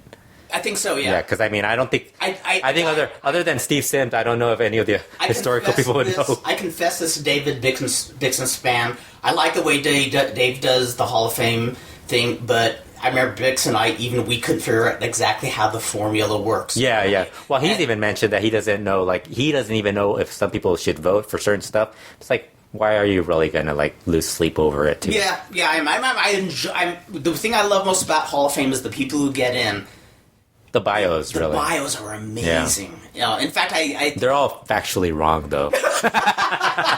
I'm joking. Who was it the other day? Was it Brian Alvarez who If Brian writes them, we're going downhill now. Just kidding. No, on the Lucha podcast with Brian and Steve Sims this past week. You mean the Steve Sims show with Brian Alvarez? That's right. Yeah. Yes. Yeah. But Steve was talking about his book project, and Brian, and he was asking how much of the stuff in Brian's book was factual, and he said most of it. But he says when you write a book on wrestling, They don't really how check. hard you're going to try, you're going to find that you got something wrong. Yeah. I think it's true. Well, in fact, You know what? Even like if you're writing an article, like a blog or something, you're gonna get something wrong, and we all do it. Like, Yeah. and that's why like even like Dave Meltzer, like I've kind of learned not to like email him all like, and I never really did, but like Rob in the Cubs fan would do that, like when he does the when he does his Observer and gets some lucha stuff wrong, they'll like point it out. yeah. And I think Dave must, although apparently Dave can't tell them apart either. So now there's like this whole mystery of, there's another person who does that. Apparently it's not just the Mexicans who can't figure out who Lucha Blog is. Oh, that's funny. It's like the mysterious twin devils it's of like, wrestling. I don't get it. Like for me, like this is like off topic. I mean, maybe because I've known them for a little longer. It's like, how do you not tell them apart? It's like, Rob's a lot more of an aggressive writer. Cubs fan is Cubs is more of a laid back, like thinker. He's more of a thinker. Yeah. Like so if you and Rob doesn't write that much either. Yes. So it's like there's a big difference. So then when I see like Dave get all upset about it, it's like well, you know, I don't really see the point in like worrying about it. So I don't really write it in anything. Yeah. And then it happens like when you have your own stuff, like when you're writing an article, you're going to find something wrong. I found stuff wrong in like a bunch of articles that I read this past week, and I didn't really worry about it. I don't worry it's about not. It's just the way I mean, if somebody American, like I've been reading like lucha articles. Matt Farmer did a great job. He got some some names wrong. But I mean, who isn't going to get names wrong when that's not your language? But that's a really good effort because one of the best books that was written by a non-wrestling fan was his name's blank. Is it John Capoya, I think, who wrote the Gorgeous George bio a few years ago? The guy was not familiar with wrestling at all.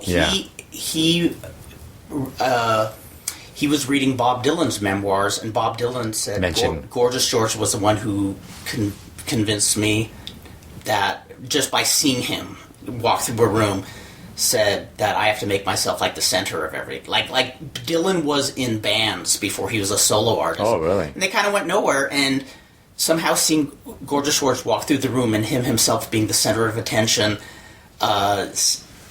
he said it was as if he was saying to me, you have to make it happen yourself. And so John Capoya got interested, who's this Gorgeous George guy?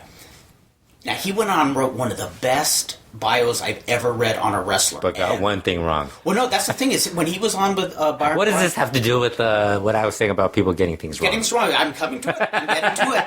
Now, this guy's a journalist. I mean, Yeah. this guy's not a wrestling journalist, but a journalist. But when he was on Brian Alvarez's show, he said he did his best to get everything straight, all the facts right. Yeah, after he read it. But he says, I know probably some people got one over on me here and there. Yeah. Almost admitting that it's one of the hazards of being a journalist. And that's the other thing. A lot of times it's not you getting it wrong. Yeah. You yourself it's the person sending you the information. Exactly. Or giving you the information. And you have to, if you're going to do a book. Especially in wrestling, people are telling you so much wrestlers bullshit. are so much big bullshitters. Yeah. And, anybody who feels like reading a good history book, the Gorgeous George one is amazing. Yeah. And for somebody who didn't know the business, he did a great job. But I think even outside of wrestling, it's tough because you have to read between the lines, and no matter how hard you try, there's going to be something that either needs a correction. Yeah, you're yeah. gonna have to accept So then you spend like I do that. I have a habit of doing that a lot. Like when you see the list that I do, the reason it doesn't get done right away and why it takes months, and I'm saying months. I mean, I started in March and I still haven't finished the list. It's Yeah. because I have nonstop updates, previewing it, just because I want to make sure it's not And wrong. the list is one of your... Yeah, and that's one of the things I almost don't want to do it anymore because it kind of becomes a little bit of because I always have other things going on. So it kind of starts bugging me, and I know if I get something wrong, I have to change it. I have to go back and change it. Take your time on Yeah, and I'd rather present it the way and make you it want look nice and stuff Yeah. like that. And people don't really get upset about it. They know it's Exactly. just something I do for fun. So then, But then, like, you can't do that for everything else. Like, Exactly. if you got to, like, if I did nuts. the Lucha Underground, the recap, the trip we did, if I would have spent like months, like weeks writing that, I would have already forgotten all the other stuff that was going on. Like, I almost forgot the Masquerita Sagrada thing. I actually had to add that. Oh, no way. I almost forgot that. I was already done with that paragraph, and I was like, because if you notice, I didn't mention that was the first spot that was the last spot we went to. I wrote that afterwards because we had started going in the where the ring was at and Yes. everything, and then I was like, oh shit, I forgot about Masquerita Sagrada, and so I added that. That was so great. But then, like, yeah, if you start worrying about that stuff, it's like, yeah, it's gonna. And that's the cool thing about blogs now. You could just like correct it as love somebody. it on the fly. You just correct it. You move on. You check in, correct it, check out. Yeah. But whereas some stuff, I just like to make sure it's right because people get very nitpicky about it. And it's like, I gotta get it right. And I know I do that. I try to get over people being nitpicky, even if it's me who's wrong. And so, like, so getting back to the Hall of Fame, when you go to that, then you got to go through the to find out information on like some of the older wrestlers. You got to make sure that person is actually being reliable, like the report, Exactly. like like some of the stuff like Karloff Lagarde. now that There's a guy that like people weren't sure about or anything, but then like you're going based off of like magazines and stuff like And that, history. and like if you go through that, everybody thinks he was fucking insane, like really good, like he was great. What the one thing that jumps out at me is I can't remember which was it, the welterweight title. There was a title. The welterweight title was like the biggest title, like that's like the main title. and I in think he held Mexico. it for something insane, like 7 Yeah. years. And I thought, And then you see the guys who were involved in with him. Rene Guajardo. Yeah, the names that are there, it's like these guys are all Hall of Fame type Exactly. of. I mean, there might be like one dude that you're not that sure Yeah, about. Karloff Lagarde is probably one of the guys who's most deserving to get in the Hall of Fame, who probably won't make it. Although Bix wrote down his picks, and he had him? was one of them. Which Yeah, because what is his tag partner in it, Guajardo? I think Guajardo's already in. But I think it's in because he was also promoter. I think that's why he. Probably yes. Yeah, yes. because And but he was so famous as being one of the best technical wrestlers. Yeah. In fact, his gimmick was he was a rudo, but he was a very technical rudo. because it's funny because I was hearing Dave talk about Ultimo Guerrero and he said the tag team of Ultimo Guerrero, Rey Bucanero, and they compared Lagarde to Rey Bucanero, and I'm like, I don't know about that because Rey Bucanero is not even anywhere near like if he can't get in with Ultimo Guerrero as a tag team, he doesn't go in on his own because Rey Bucanero, like once that team broke up, he hasn't been the same wrestler. He hasn't been at that level since then. I was gonna say I haven't seen a lot of him, but Ultimo Guerrero is the one who's he's really the one, and even him, like I wrote down all the names and I actually rated all the guys, and I do have Cien Caras as the first guy I would vote from that list. I had Hector Garza last just because I thought he does. I mean, I would consider him, but like this is a pretty loaded. See, that's the thing. This is a loaded group. And I think Yeah. that's going to be the trouble for a while. Some of these guys aren't going to get in because it's a loaded. Yeah, I put thought into it. I don't like Garza. Garza had a great career, but then like you look at all these other guys. All these other guys were like headline guys Well, the thing on their own. Whereas Garza, his big headline thing was him being a part of a group like the Yes. Perros del Mal. during the Mister. He was a big name during the hot period of somebody during the else. Mystico thing Mystico where- and all that. In AAA, he was like part of the. I don't even know if he was like the big act in AAA because AAA itself was the big thing like at that point because that was basically Steve like. I thought- Peña was headlining with Cibernetico versus Tiger I thought Tiger or when whatever Garza was the going fuck through his the name was. motions. He was awesome. Yeah. he's He's still charisma. great worker. I mean. And you, But I always viewed him as like the second tier guy. Like I always thought he's a main event guy, but not that guy that. and it's not that he's not deserving. It's just there's so many good people on the list. Well, it's just 11. I had Garza behind Vampiro, and Really? the reason I have Vampiro, and I think if you told me to pick between Garza and Vampiro, I'd put Garza ahead of Vampiro, just because Vampiro didn't have that career longevity or whatever. But Vampiro had that. If you're going to consider Mystico at some point, and his run, Vampiro had that little brief run where he was like the biggest star. He was a big star in Mexico. and Fisico witnessed that first. And he was like him and Conan and those guys were the main guys. Oh God, yeah, Whereas Garza was never that level of. that's true. But then you see Vampiro afterwards. Like if you told me that the rest of the stuff, I'd be like, yeah, I wouldn't vote for him. I don't even think he even makes my top 100 greatest luchadors or anything. Just Yeah, I think there's because he's not at that level. Like he wasn't a good worker. He's definitely an icon in the business, but as far as being one of the top 100 of all time, no. I'm thinking he's kind of like a Goldberg. Like Goldberg, I think a good way of putting it. people would consider. I don't think people consider him a Hall of Famer. But he's a guy who had like a 2-3 year run, successful run, Right. where you thought this guy could be a big star, continuing on, but like they never did anything else with Yeah. him. So it's like that's how I view Vampiro. Yeah, that's a good way. Now, because you've seen more of the feud that I did, but when there's the Perros del Mal with Mystico, I thought it seemed like guys like Garza and Aguayo Jr. were really responsible for really getting this. And yeah, they were really the stars of the group, and that's why you kind of that's why you have that little battle of Garza where it's like I see Vampiro like just from that period, but then Garza takes the edge just because he was really like he was like the Arn Anderson type of guy, Right, yes. but yes. a lot more important than Arn Anderson because Arn Anderson was never He oozed you charisma. never would have had Arn Anderson win the WCW World, Exactly. and he probably should have at some point, you know, because That would've been he was that good. He had promo ability, had all that, but they just never used him that way. They never gave him the shot. Yeah, I always wonder if he came along 10 years early, the old argument, 10 years earlier. Or 10 years after. Yeah, he because might. I think he was like Stone Cold, kind of like that. True. Then at 10, I have Dr. Wagner Jr. I was on the fence with him. I don't have him on the list at all, but I could see him being ahead of Vampiro and Garza, just because he's actually had a lot. He's a lot more popular than those guys. He had that.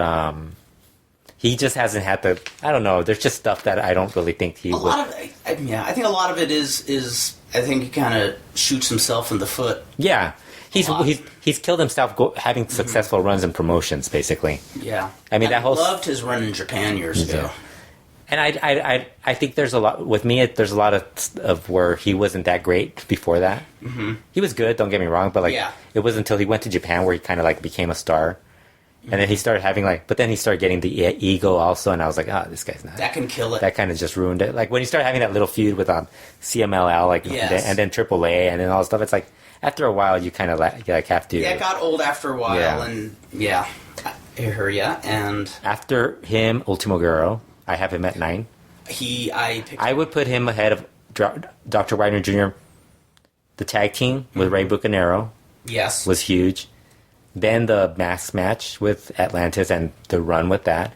But then what I have against him is that he's basically been responsible for like some of the worst stuff in CMLL like the last 3-4 years. So yeah, but also one of the most iconic moments in CML. yeah, but it's like he's ruined like a lot of the matches and stuff. He's not as good. He's not as good as he used to be either. So it's like there's a lot of stuff. Now, like Although I like him without his mask, I think he might actually have a good career with that.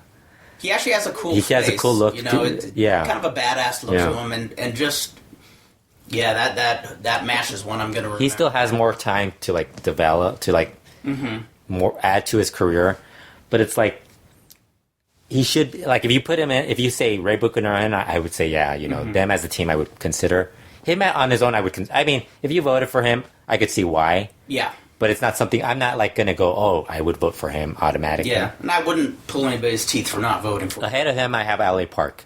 LA Park was the first one I put in. Really? Absolutely. I had him ahead of just because. And there's the other thing. LA Park actually had drew better outside of Ultimo Guerrero wasn't as big a draw. I believe that. Totally. Outside of the Mexico City, or as big a star outside. I mean, he was that, but LA Park was like LA that dude was Park drawing just like amazing. that run after he left after the WCW thing died. Him and Hijo Santo are really good. Even though WCW, He's another guy who kind of screwed up his career also doing the whole being Park. Him being Park he did, but it how do I put it? big timing everyone. Yeah, he was. No, he is a dude who definitely is not egoless, and he did some of the Dr. Wagner stuff. But he didn't do it as bad. He didn't do it as openly as Wagner. That was the other thing. Wagner actually would mention the people and like people. That's the reason I don't think you'll see him in CMLL. Right. They have you have a big split between them, but it's like I I was just amazed at what a smooth worker he was. But I mean, just what a. And I actually think he's a far better worker than Wagner. I agree totally. I think he's a guy that can actually do like a bunch of different stuff. Oh yeah. And that full body costume, I would pass out if I. And then the ass kicking he put on La Parka, that was the other one. I was like, I would be like, that would be it. Yes. Because that's when AAA really turned around, when he went to AAA. That's the thing, is I remember the LA Park versus Parka feud. I remember just what a big deal that was. I mean, that was like for really him to be off, kind of sort of on the map and then push that feud. I mean, this dude is a piece of wrestling history. Yeah. I mean, yeah. So I actually he was just awesome to watch. Like even when they buried the luchadors the best they could in WCW, but even he stood out. Still he was still. People loved him. They'd job him right and left, but they dug that guy. Yeah, it wasn't like what they did with Dandy, Silver King, Villanos. Yeah, exactly. All these other guys, Liz Mark, where it was like they actually were held down, and you kind of noticed that they started losing it there. But then LA Park, or when I was talking to Mil Martes, I said La Park. I like La Park, and he said LA Park, and I was like, yeah. I was like, because you say it. There's different ways you say it. Because like some people say LA Park. Yes. So, but he actually I just think he's somebody who probably just gets in because people still know him. Like they're like, yeah, I know who that guy was and stuff like that. He would be he's become like a bit of an icon type of character. I have Brazos at 7. I put them in, definitely. You did? I just you put Ultima. You said you put Ultima Girl. I did put Ultima and LA Park. I put LA Park and I did put Los Brazos. I guess because of all the teams. And you were more familiar with Brazos than I think a lot of people who voted. Yeah. I mean, one of the things you kind of think about is post their glory years. Yeah. Super Porky kind of became Super Porky. The big star of the group. And but man, when I saw them in their heyday, I just was amazed. One of the things I loved back in the day is when they had championship matches, how the Rudos would usually wrestle as Technicos. Yeah. And man, did these guys shine. And I even remember at the end of one of their trio defenses, just the whole arena screaming, Brazos, Brazos. I remember seeing them in Tijuana and just that up the ante, up the draw in the arena. Yeah, because you knew they were gonna bleed too. That was the other one. They were like they were bleeders. That's true. Technical wrestlers who also bled, which is like a big thing in Mexico. Whenever I talk to wrestlers about just the respect they have. Yeah, they were always way back when. Yeah, they were always brought up as like that. Somebody you wanted to aspire to be. Yeah. And somebody you could learn from. I remember when I was a kid and I first saw the Brazos, you see these 3 short, chubby guys, and it's like, man, these guys are. But then you see like the armband and everything, and you see them work, and it's like, oh, these guys are pretty good. Yeah, they can be. But the first time you're like, they can be. I don't really get it. And when they lose their masks, they looked even cooler. Yeah, I mean, because then Porky got to show his expressions and stuff like that, and that's why he became such a big star because like he overshadowed them because he actually showed what he actually had that face that everybody like. The comedy face. He had the comedy face. Exactly. He was the one brother who would cry while the other brothers would chastise him. Yeah, and they were still heels sometimes when they were doing that. Yes. That was the other cool thing. It was hysterical. And they definitely get a vote. 6, Blue Panther. Of course. Did you vote for him? I voted for him. Every year I voted I was actually having a hard time debating on Brazos, Blue Panther. Mm-hmm. Because I actually think the Brazos were a better draw than Blue Panther. I think that's definitely. But I think the difference is Blue Panther was like technically. If you're going to go based on work rate, that guy's technically. Yeah, I remember from the first time I saw him, the one. You still haven't watched his match with Bobby Zavala. No, I haven't. Damn you. That match is good. The match I remember best of his was the match he had in the early '90s with Super Astro. I think we should. Every podcast, I should bring up. Have you watched the Bobby Zavala Blue Panther match? And you'll be like, no, I haven't. And write me at lyger@aol.com to chastise me for not watching that match. Super Astro. And then was that the LA match? The Super Astro? No, it was in LA. I don't even remember what. To be honest, I don't remember where it's from. LA was Solar and him, right? The one that was on tape. I think so. Blue Panther versus Solar or something. Oh God, I remember there's one that wasn't taped with Pirata Morgan and Solar, which you'd want to scream. There's another guy who isn't in the Observer Hall of Fame, right? Pirata Morgan. I don't think he is. No, he should be. Satanico's in, right? Yes. I'm almost certain. I don't think M.A.S. Uno. No. I think somebody's going to suggest the Infernales as a trio. Oh, they should be. You could go in more than once, right? Like Satánico can be in, and then like the trio, I don't know. or does it have to be like they go separate? That's an interesting question because like a team. I don't know if they're in or not, but Gordman and Goliath are one of. But it's funny. I've always, me. I'm a lifelong Black Gordman fan, even more than Goliath. And I knew he stood out as a singles worker, but I didn't. It didn't really hit me till recently that he actually drew a lot of crowds on his own. Yeah, especially with his feud. Because you're so used to it being Gordman and Goliath. Yeah, by the time. And that's why I was wondering, like, how does it work? How did the Infernales that's get a good question. Although I don't know if the Infernales would. You don't have to put them in as a group because Pirata Morgan had a pretty impressive career on his own. Was awesome. And MS1 did too. I mean, it's not just like because if you're going to put in the Infernales, then that's Espectro. Who else is there? Massacre, Rey Bucanero, Timo Guerrero, Verno, Mephisto. God, yeah. Euphoria. I remember Massacre. I didn't remember everybody Nosferatu, Mascara Mágica. They should all be. They all get into the Observer Hall of Fame. Klaus Kinski is Nosferatu. Yeah. So what? Blue Panther. Just work rate would be like the. I was just always from the first time I saw him was in 1987, and I was just in awe. That was about the time I saw him. He was. I was a huge fan of his. I just remember when I was a little kid, we would have like a couple of our friends would be like, "Who's your favorite wrestler?" And like I would have one friend say, like Macho Man Randy Savage, Hulk Hogan.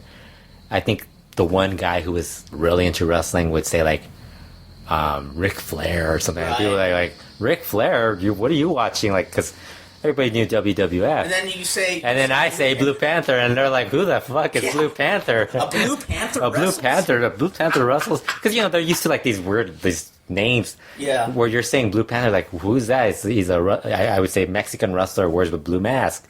That's a Panther. And they're like, really? Yeah, I remember he's awesome. When I was an assistant teacher, this was, like, around 1990. And when Hulk Hogan was the rage, but there was this one kid in one of the classes named Fernando, and he'd get into these big arguments. He says, Hijo de Santo would kick, or not Hijo de Santo, El Santo would kick Hogan's ass. And they're saying, Santo, who's Santo? He's Santo. And it's one of the few times I was very inappropriate and got in and said, guys, stop fighting. And I look at the kids, and by the way, Santo would kick Hulk Hogan's ass. Yeah, that was just, that's just one of those guys that more or less should be in.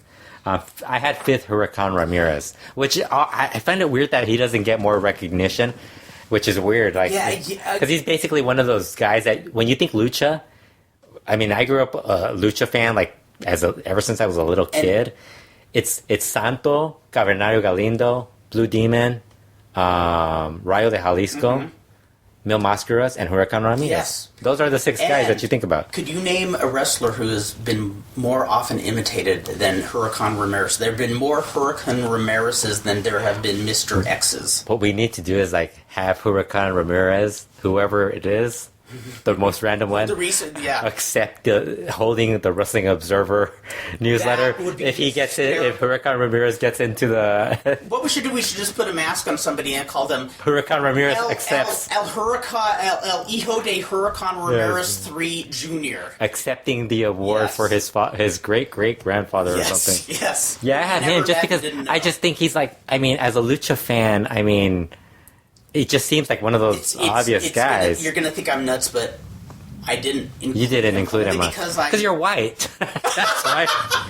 I think it's a Mexican thing. No.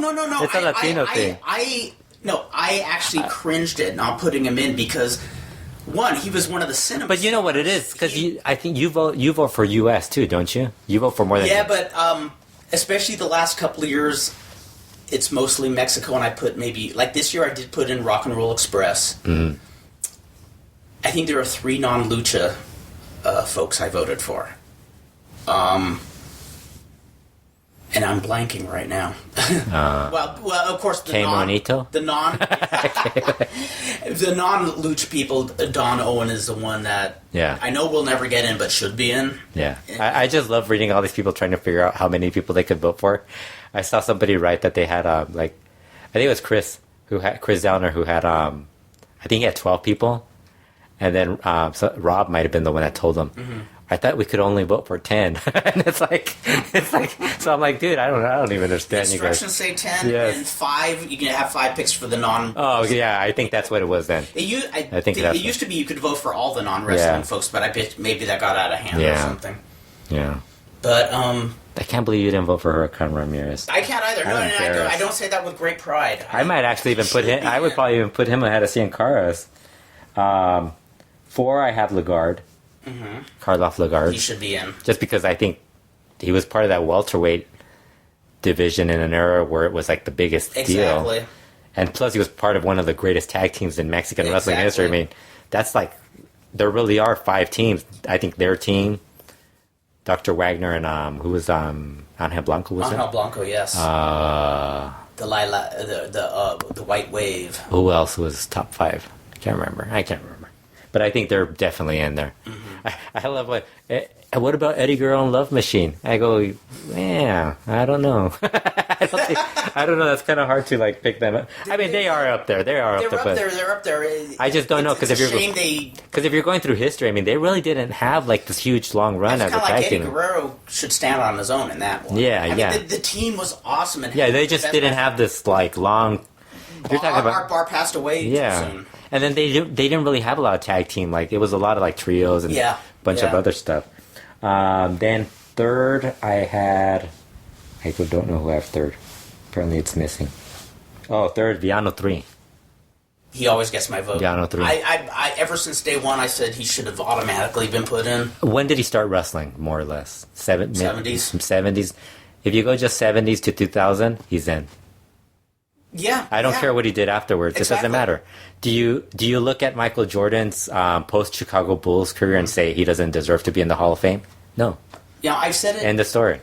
I don't even exactly. argue it. I've always said this in relation to Parata Morgan when I can't remember, this was a few years ago. You've heard me say it 100 times when somebody says, oh, he's not doing that much. Yeah. And I said, this guy's earned his keep. If a promoter is willing to hire him and he just wants to stand at the corner, he's Parata Morgan. Here's how I look at it. Go to Mexico, see what these guys are living in, and then tell them to retire. Exactly. They can't. Exactly. They can't. They can't. This is like their profession.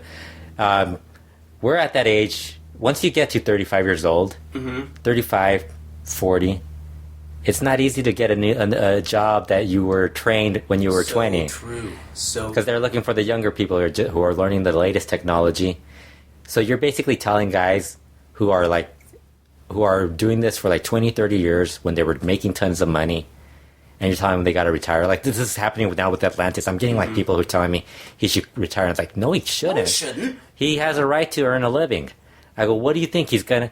Michael Jordan, sports athletes, entertainment, they have the luxury that they actually earn money once, even after they're retired. Autograph sessions, autograph signings, commercials, stuff like that. Michael Jordan has his own brand. It's basically his own brand. Exactly. I don't see Viano 3 having his own brand. He's not going to sell. Here's an interesting parallel.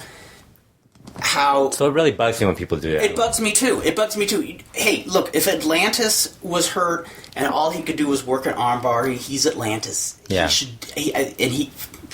got my blessing. Yes. Totally. Like he needs my blessing. If he's getting pushed as the main eventer, don't get mad at him. Well, it's not his fault. It's the promoter. It's the promoter. It's CML's fault. It's not him. Like way back in the 60s, football players made so little that they would wrestle on the off-season professionally to make better money. And in fact, Ernie Ladd left football because wrestling he found more enjoyable, and he made hell of a lot more money. But are you going to judge footballers back then? Couldn't you see a lot of sports analysts saying, they wrestled on the off season or better, even if you go not even thinking mid season. How long do football players last? Not long. Usually, like they're like, if they're lucky, they have a 7. The average, like if they're lucky, is 7 years. Yeah, and that's lucky because a lot of them retire like in 2-3 years because they like number of concussions, injuries. They can't continue. So what do they do afterwards? They get into other things, like they got to get into other like pro wrestling or something like that. They can't. If they continue to play football, what do people start? Oh, he sucks. He's old.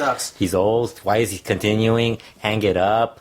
And if it was possible for them, back in those days, they probably would have kept playing until they fell over dead because that's what they know.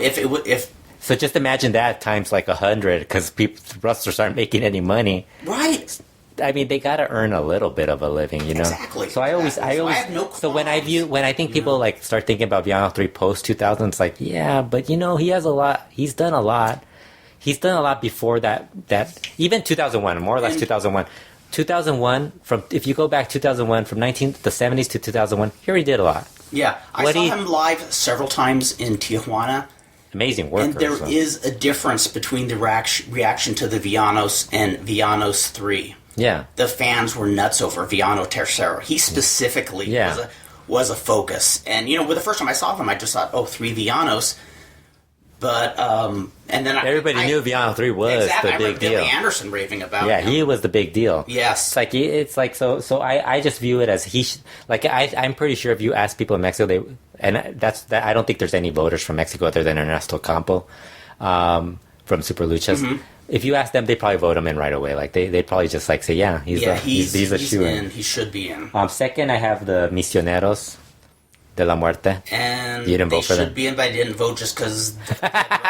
Seriously, and that's not a knock on them. Yeah. They should be in, but it's just. Yeah, it's based on how you view like I said. There's a lot of people who didn't watch wrestling.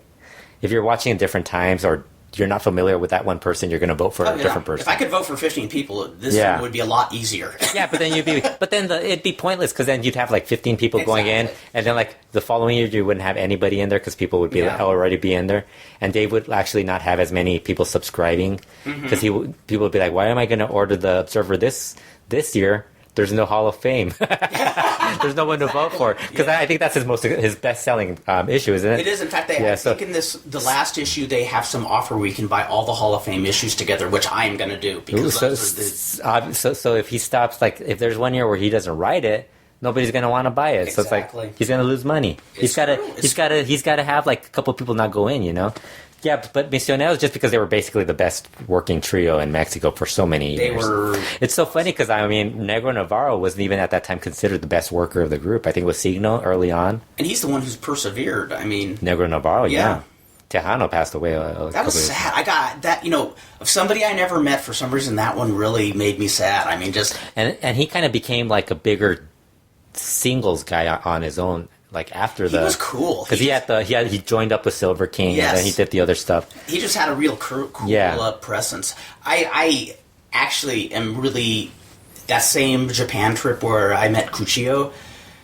That was the Japan tour where they reunited the Misioneros. And even at that time, I just sat there thinking, "This is so cool! I get to see this trio." And not putting them in, man. Like I said. I cringe not putting them in. Kurt's sending an email request to Dave Meltzer right now, and demanding he get his ballot back. Yes. And I said, Dave Meltzer, you can write me at LYGERAOL.com. You know, so who ends up writing the bios for the Lucha guys? Steve, right? Steve Sims and combination of Steve and Dave. I can only imagine he's probably like, oh my God, don't vote all these guys. I gotta get some time off. I know, really. Yeah. And Dave's probably thinking the opposite. No, just Americans? Oh my God, I gotta write. Well, he never wrote. I think there's somebody he hasn't written one for. Who is it? Rey Mysterio? I think he hasn't written something about. There's somebody that I can't remember who it is. Might have been Dr. Death or something, like somebody that a bio, but it was a bio about something else. I can't remember. He was going to write a bio and he hasn't written it or something. And number one, I have Sin Caras, just because biggest, probably one of the most important matches of our life. A match so important that people force their way into the arena and damage the structure. So he's got to be like the top heel, like from the 70s through the mid 90s. Because even like when he was old, he was still drawing with AAA. I mean, that's I mean, after that, you kind of, and even then, I mean, the trios matches were kind of like. The Dinamitas matches were already kind of like, ugh. Oh, totally. I actually saw him in the first live match I ever went to. Really? Not the first, the third live match, which was... Who was in the fourth live match you saw? I can actually tell you that. I can tell you in the fourth live match I ever saw, it was in Sacramento, California. It was Pepper Gomez and Dean Ho versus the Von Steigers. Kurt, you got to see... Now name me everyone that was in the Battle Royal that you went to The match from last week. Johnny Mundo, Okay. Pimpinela, Mil Muertos, Okay. and the rest of them. You're on Gilligan's Island. Sexy star. You're like sexy star. Yes, that's true. I could probably name you more people in the 72nd Yes. battle. Seriously, I could. But no, Cien Cars was brought in as a babyface, teaming with Victor Rivera. What I'll never forget was his spot in the Battle Royal, is the Valiants were in there. And He had to be confused in that thing. Like I got to imagine like a Mexican dude like in But, a but this was the greatest spot. It was comical looking. It definitely didn't make people think, wow, that was brutal. It was just funny.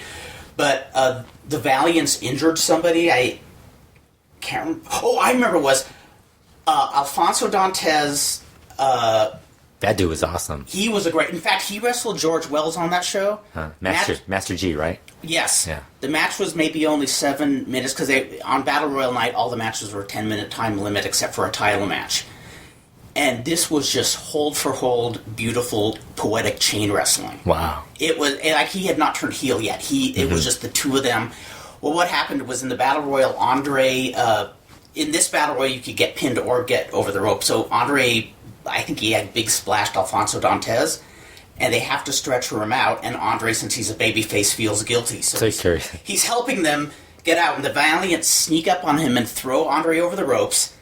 And then they're leaning on the ropes, laughing at Andre. We got you. And then Cien Cars does this drop kick where he jumps up and each of his feet touch kick them, and it was so cool looking. Yeah. And the Valiants were cool just the way they sold it. They sold it like their world had ended. But see, that's what makes Battle Royals work when they do that. But then, like, sometimes when some of the stuff that they do on Battle Royals, like, oh my god, not another one. I know, exactly. And then everybody really, like, I think every promoter is stuck in that era where it's like they still use Battle Royals all the time. It's like, oh no, not another one. They mean something if you use them. You do it once. I wouldn't mind one every once in a while. Like what, or even like if they do the Royal Rumble concept. Exactly. I don't mind that. But like, man, when they start doing it all the time, it's like, well, because what was cool in cage matches too. Oh, I hate cage matches. Oh yes. Yeah. And I even hate the concept of a cage match. Yeah. Like whoever runs away the best. Yeah. Where when I was a kid, you had to pin the guy. I used to hate. Then you had to climb over the cage. I used to hate WWE cage matches because of how big they were. They switched over to like the regular size, back then the WWF. But now they have like the regular size. But I remember thinking, man, that was one of my arguments why the NWA was better than WWF back then. Because the NWA had real cages. I like that. And WWF had the big old holes, and so you could fit you could actually fit people, like practically fit arms and stuff through it and everything. It's like it made no sense to me. Yes. As a kid, you're just thinking all these weird things. Oh, totally. Well, because when you're a kid, you're trying to think sensical. Yeah, and you're thinking. I used to remember those cage matches. Those cages that had like they had like fence, but it like kind of like not barbed wire, but it was kind of just like the sloppy looking, and it had wood on the sides and stuff like that. I used to think, man, that stuff must be unsanitary. The whole time I was thinking, these guys are gonna get infections and shit like that. I remember in Ripper Leone's Memphis was like Bakersfield, or that whole area he promoted. But in Bakersfield, he and Moondog Moretti were feuding, and they were supposed to have a cage match, and some disagreement happened with the guy who brought the cage. And I'm embarrassed to say I don't remember exactly what they did, but we went out there. They built their own cage. Yeah, in the parking lot. Oh, really? Sure. No, they got some stuff from a hardware store. It must have been like the first UFC match. No, it was something flimsy, but it still looked good. It served its purpose, and I even remember, Ron Starr wouldn't talk a lot to us. He was. I mean, Rotten Ron Starr. Rotten Ron Starr. Oh, that's cool. I mean, he. I always dug him for whatever. He was a great worker. Yeah, I loved reading about him because his name was Rotten Ron Starr. Rotten Ron Starr. I was like, man, him and teaming up with Chicky Star. You should have seen when he was a babyface. Really, dude could wrestle. I mean, not. Just I was excited when I think he was when World Class was gonna bring him in. I was like, oh, they're gonna bring in Ron Starr because they would announce all these people were gonna come in and nobody ever came in. I was like, well, nobody's here. It's still like The Simpsons versus Eric Embry all the time. Come on, Kevin Von Erich again. How many times can I watch Kevin Von Erich? Unless it was Barton Homer Simpson. I remember when Kevin Von Erich would wrestle barefoot. I kept thinking he was gonna like step on something. It's like, isn't he gonna step on If it was something? a heel, that would have been great. You step on something, you sell it like an old Thumbtacks. Can you imagine? But Ron You Starr, just drop thumbtacks and you win the match. That'd be funny. Ow, ow, ow. Okay, so back Ron Starr, he's putting it together. They're just doing the best they can, and he says, "Hey, we might not be like." What did he say? He said he's. What was he, Southern? Like the Southern guy? I believe he was. Yeah, that was Because he was all over the place. I always remember him being in Oh, Canada. he got a huge push Canada as a and- junior heavyweight in Canada?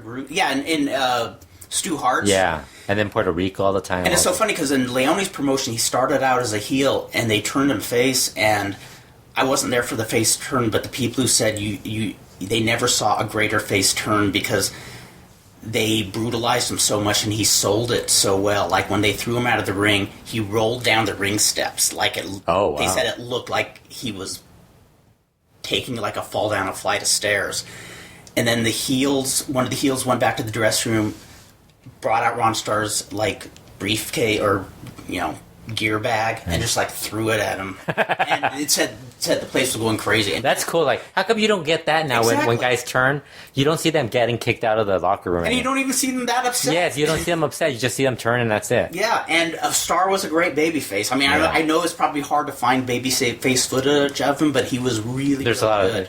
I don't even know if there's a lot of footage. Well, there Not probably much, is. but he said something. We might not be the most top notch production wise, but when we advertise something, we're going to come through. Cool. And I just thought that was cool, seeing the wrestlers actually building it and not telling the fans get out of here because that's. Did you actually see the wrestlers building it? Like right there It building. was Starr and two other guys. I can't. One other was a wrestler. I think one. One of them was a young Hulk Hogan, paying his dues, or a young Sting. How come Sting? I did see Al Perez there. Oh, really? For his first territory. I was that who was the one that kept saying he was the one that thought he deserved to beat Ric Flair, right? Yes, that was Yeah. the one. Okay. Yeah, great worker. but I thought he was cool, like when he was in World Class. Yeah, he was like he was good in this promotion, but Yeah. he just kind of hyped. He's just an ass. That's all. Sounds like sounds like it's or something. Yeah. From what Gary Hart. Yeah, I think Gary Hart was the one that was saying that. Well, and it's funny because Gary Hart in that book. I mean, I respect what he did. The guy was amazing, especially surviving all the things he survived. But it's weird. It seemed like he was either praising people or just shit talking. I mean, immature in that sense. But it was interesting how he gave both praise to Al Perez, but also said like, something not something not right about it. Yeah. Yeah, so we were talking about who guys that we haven't seen on the ballot. I don't really know who hasn't been on the ballot. But I'm guessing like there's been guys who might have been in the past that never made it. Is there any? Probably are. I don't think there has been like the guys that we've brought up. We've They haven't. before Like Sangre Chicana, El Dandy hasn't been on the He ballot. should be on the ballot. If I put some thought into it, I know. Fishman, but I was here like Dave brought up Fishman, which I thought was weird because I was like, man, Fishman, where'd you get Fishman out of? And I mean, he had a good run, but again, he's the one who shot himself in the foot by.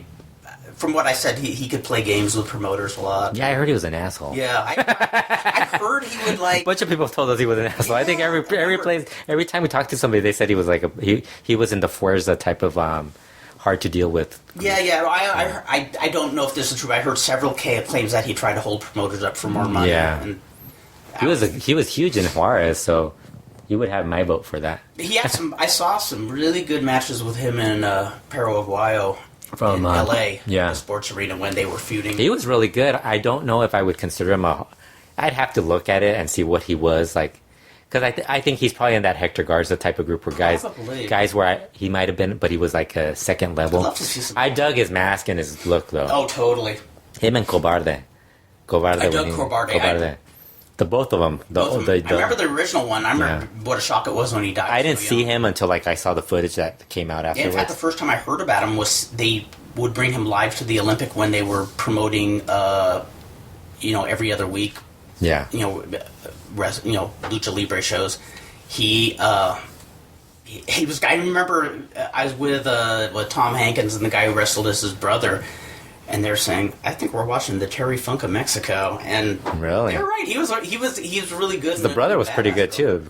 Cobarde is his brother, right? The other I don't Cobarde. know what relation or it is. something. I don't know what it is, but I always dug him. Like he was huge. He was and- good too. The first one was even, in my opinion, was even better. Yeah, really. Yeah. Wow. I didn't get to see him that much, but I mean, Yeah, but he. I heard he was good. Like a lot He of was people. good. And I remember just one day picking up a box of Lucha and just it said Descanse en Paz. Cobarde. And I'm like, what the fuck? You know? I just remember when somebody was saying that Cobarde. I'm like, Cobarde passed away, and they're like, no, the other one. I was like, Yeah. I was like, well, when did that happen? It's like 10, 15 years ago. I was like, oh, 'Cause okay. they never different- They don't tell you. They never tell you. differentiate. They never tell you. So I was Exactly. like, yeah. So it's like, I always thought he was Cobarde. It was like I know, I never know. I always dug it because he was like the biggest baby face, and he would go between being a heel Right. and a baby face. And I always thought it was funny when he was a baby face being called Cobarde, coward. I was like, how, I love that. I know when I the looked coward. it up. I remember Yeah. looking up saying, the coward? Yeah, the coward. But that's what he was when he was a heel. Yeah. He would back away and do all this other stuff, like not. And I love that they have it as a Yeah. name. So Him and Ari Romero's feud was great. it's like I have a friend at work who his favorite memories of LA wrestling are when Chava would lie bleeding and Miguel Alonso, the commentator Yeah. Miguel Alonso, Chava would lie bleeding in his arms after being brutalized by Gordon Goliath, and Miguel Alonso would shake his head and shake his fist at Gordon Goliath and say, Canallas. Yeah, and there was a wrestler named Canalla. And that's the funny thing is I came across a poster with There's the Canalla, Canalla. and I brought it to my friend. Check it out. Yeah. He was on Cloud There's Nine. always somebody like if love those there's always names. like one name and you're like, oh, that's a cool name. Like Yeah. those are the names that stick out One when of those you're ones like, where I wish I thought. yeah. So like I think Sangre Chicana will probably get in at some point just because a lot of people are starting to see like a lot of that footage. Yes. So they're like, holy crap, he was really good. Really good stuff. Yeah. Well, we did it. We went past the 90-minute mark. Really? We're now at 1 hour 53 minutes. Holy So shit. Until next time, people. Lucharon, dos tres caídas, and all that good stuff. And I'll think of something more clever to say next time.